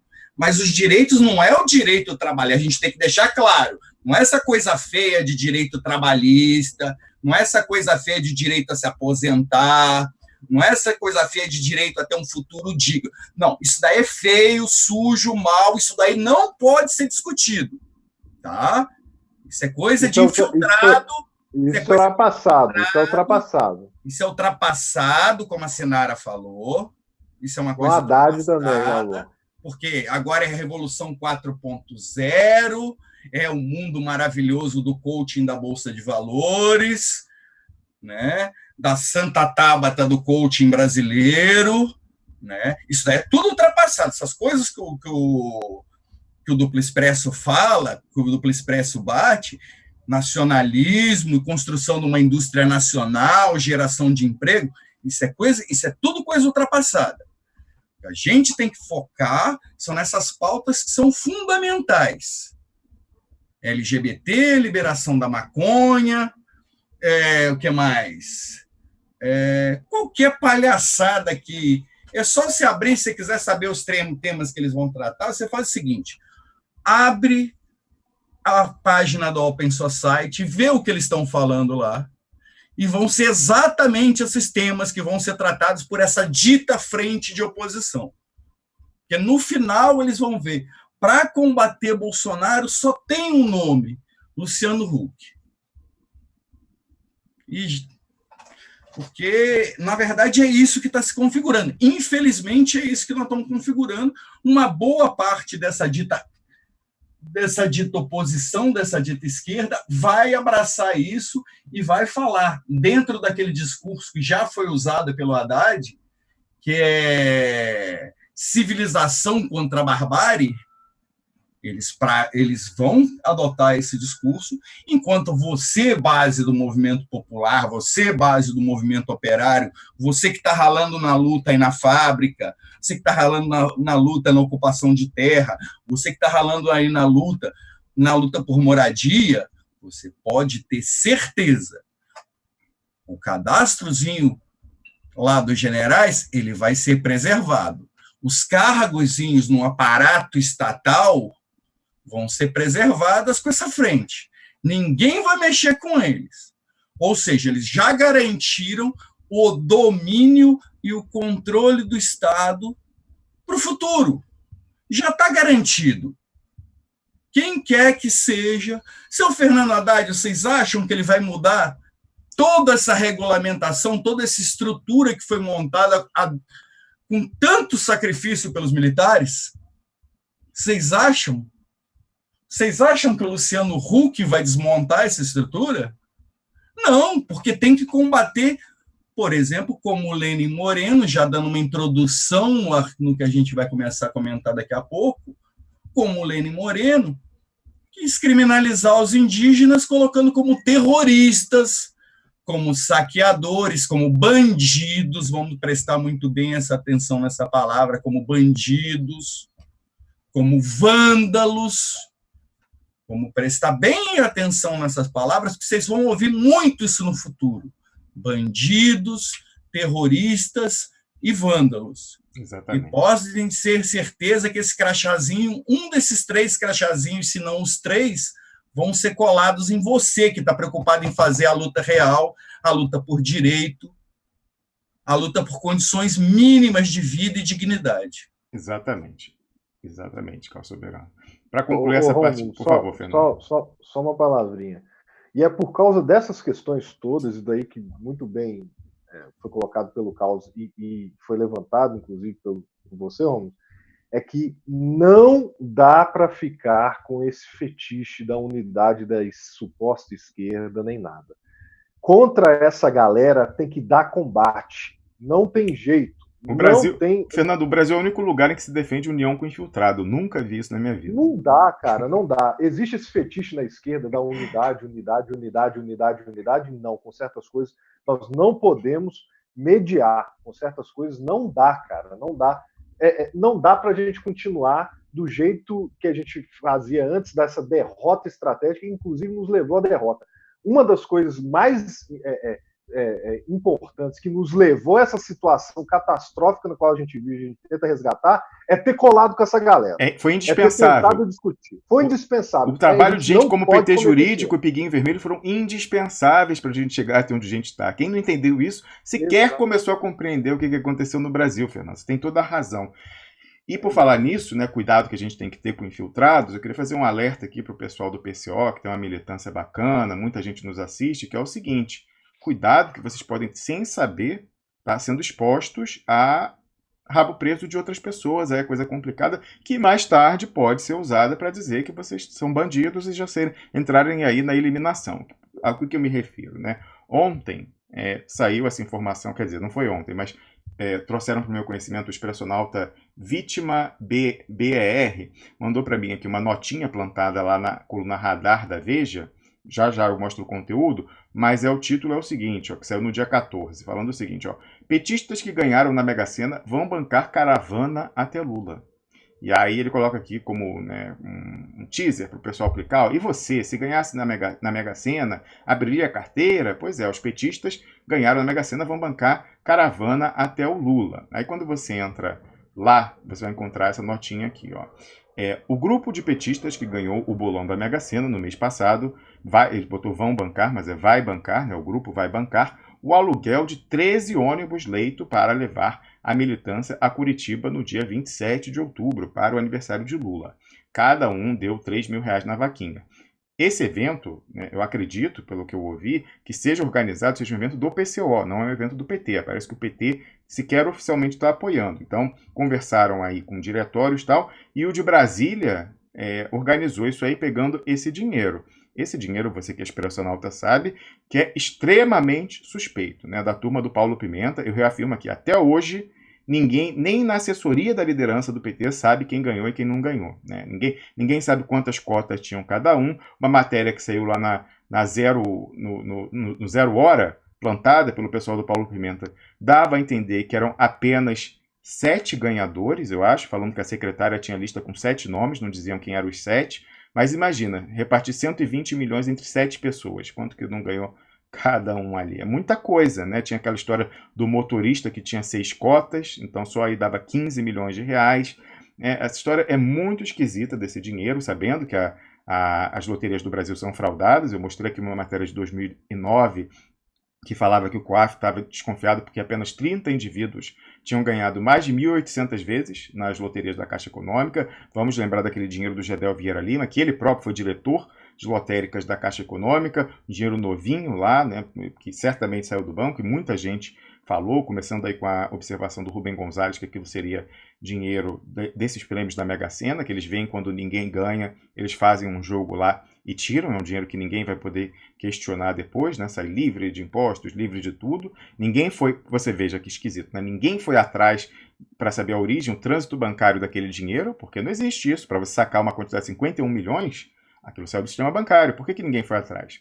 Porque aquilo ia explodir, muito provavelmente, o esquema de fraude na Mega Sena, que é mais uma maneira de roubarem o seu dinheiro, dessa vez voluntariamente. Você que é otário, entrega o seu dinheiro lá na Mega Sena, fazendo a fezinha toda semana.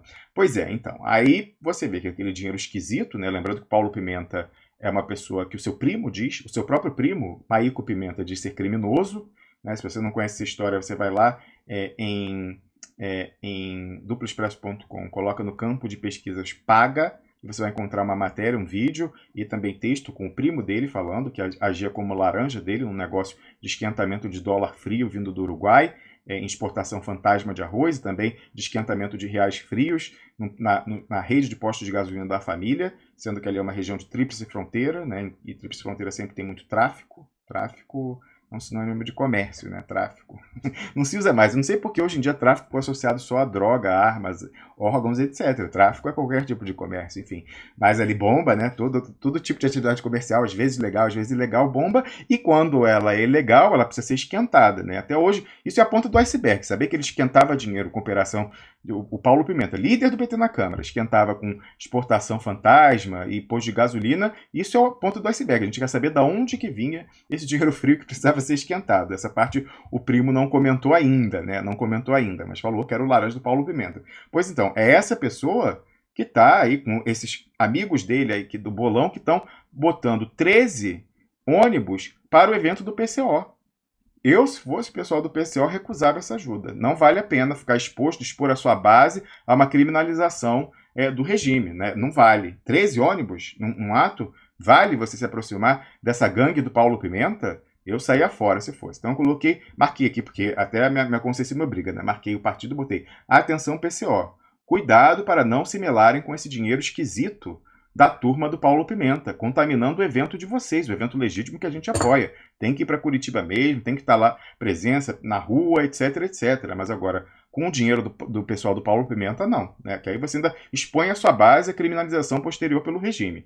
Falei, ó, vem aí o fechamento do regime com o Patriot Act Tabajara. E não precisamos de mais gente pendurada em dossiê sujeita a chantagem e ameaça. Também, ainda mais pessoas de um partido que não tem, né, não é presa do cretinismo parlamentar. Até coloquei isso aqui, ó, na sequência eu botei, ó, justamente acerca do regime, do fechamento do regime e do Patriot Act, é importante que vocês do PCO, que não estão sujeitos às amarras do cretinismo parlamentar e aqueles imperativos de reprodução de mandato, era importante que vocês também usassem suas redes para divulgar o Patriot Act, como nós vimos fazendo até aqui isoladamente no Duplo Expresso. Marquei aqui lá o presidente, o Rui Costa Pimenta, que até me segue no Twitter, sigo ele também. E aí botei aqui, né, para facilitar, para eles saberem do que se trata, marquei aqui os projetos de lei, coloquei a tramitação lá na Câmara, o 2418, 1595, 443, o 3389 e o decreto do Bolsonaro. O decreto do Bolsonaro comentar agora, vamos dizer que na próxima análise o Rui comente porque saiu do Intercept. Não, como a gente falou aqui, é extremamente insuficiente.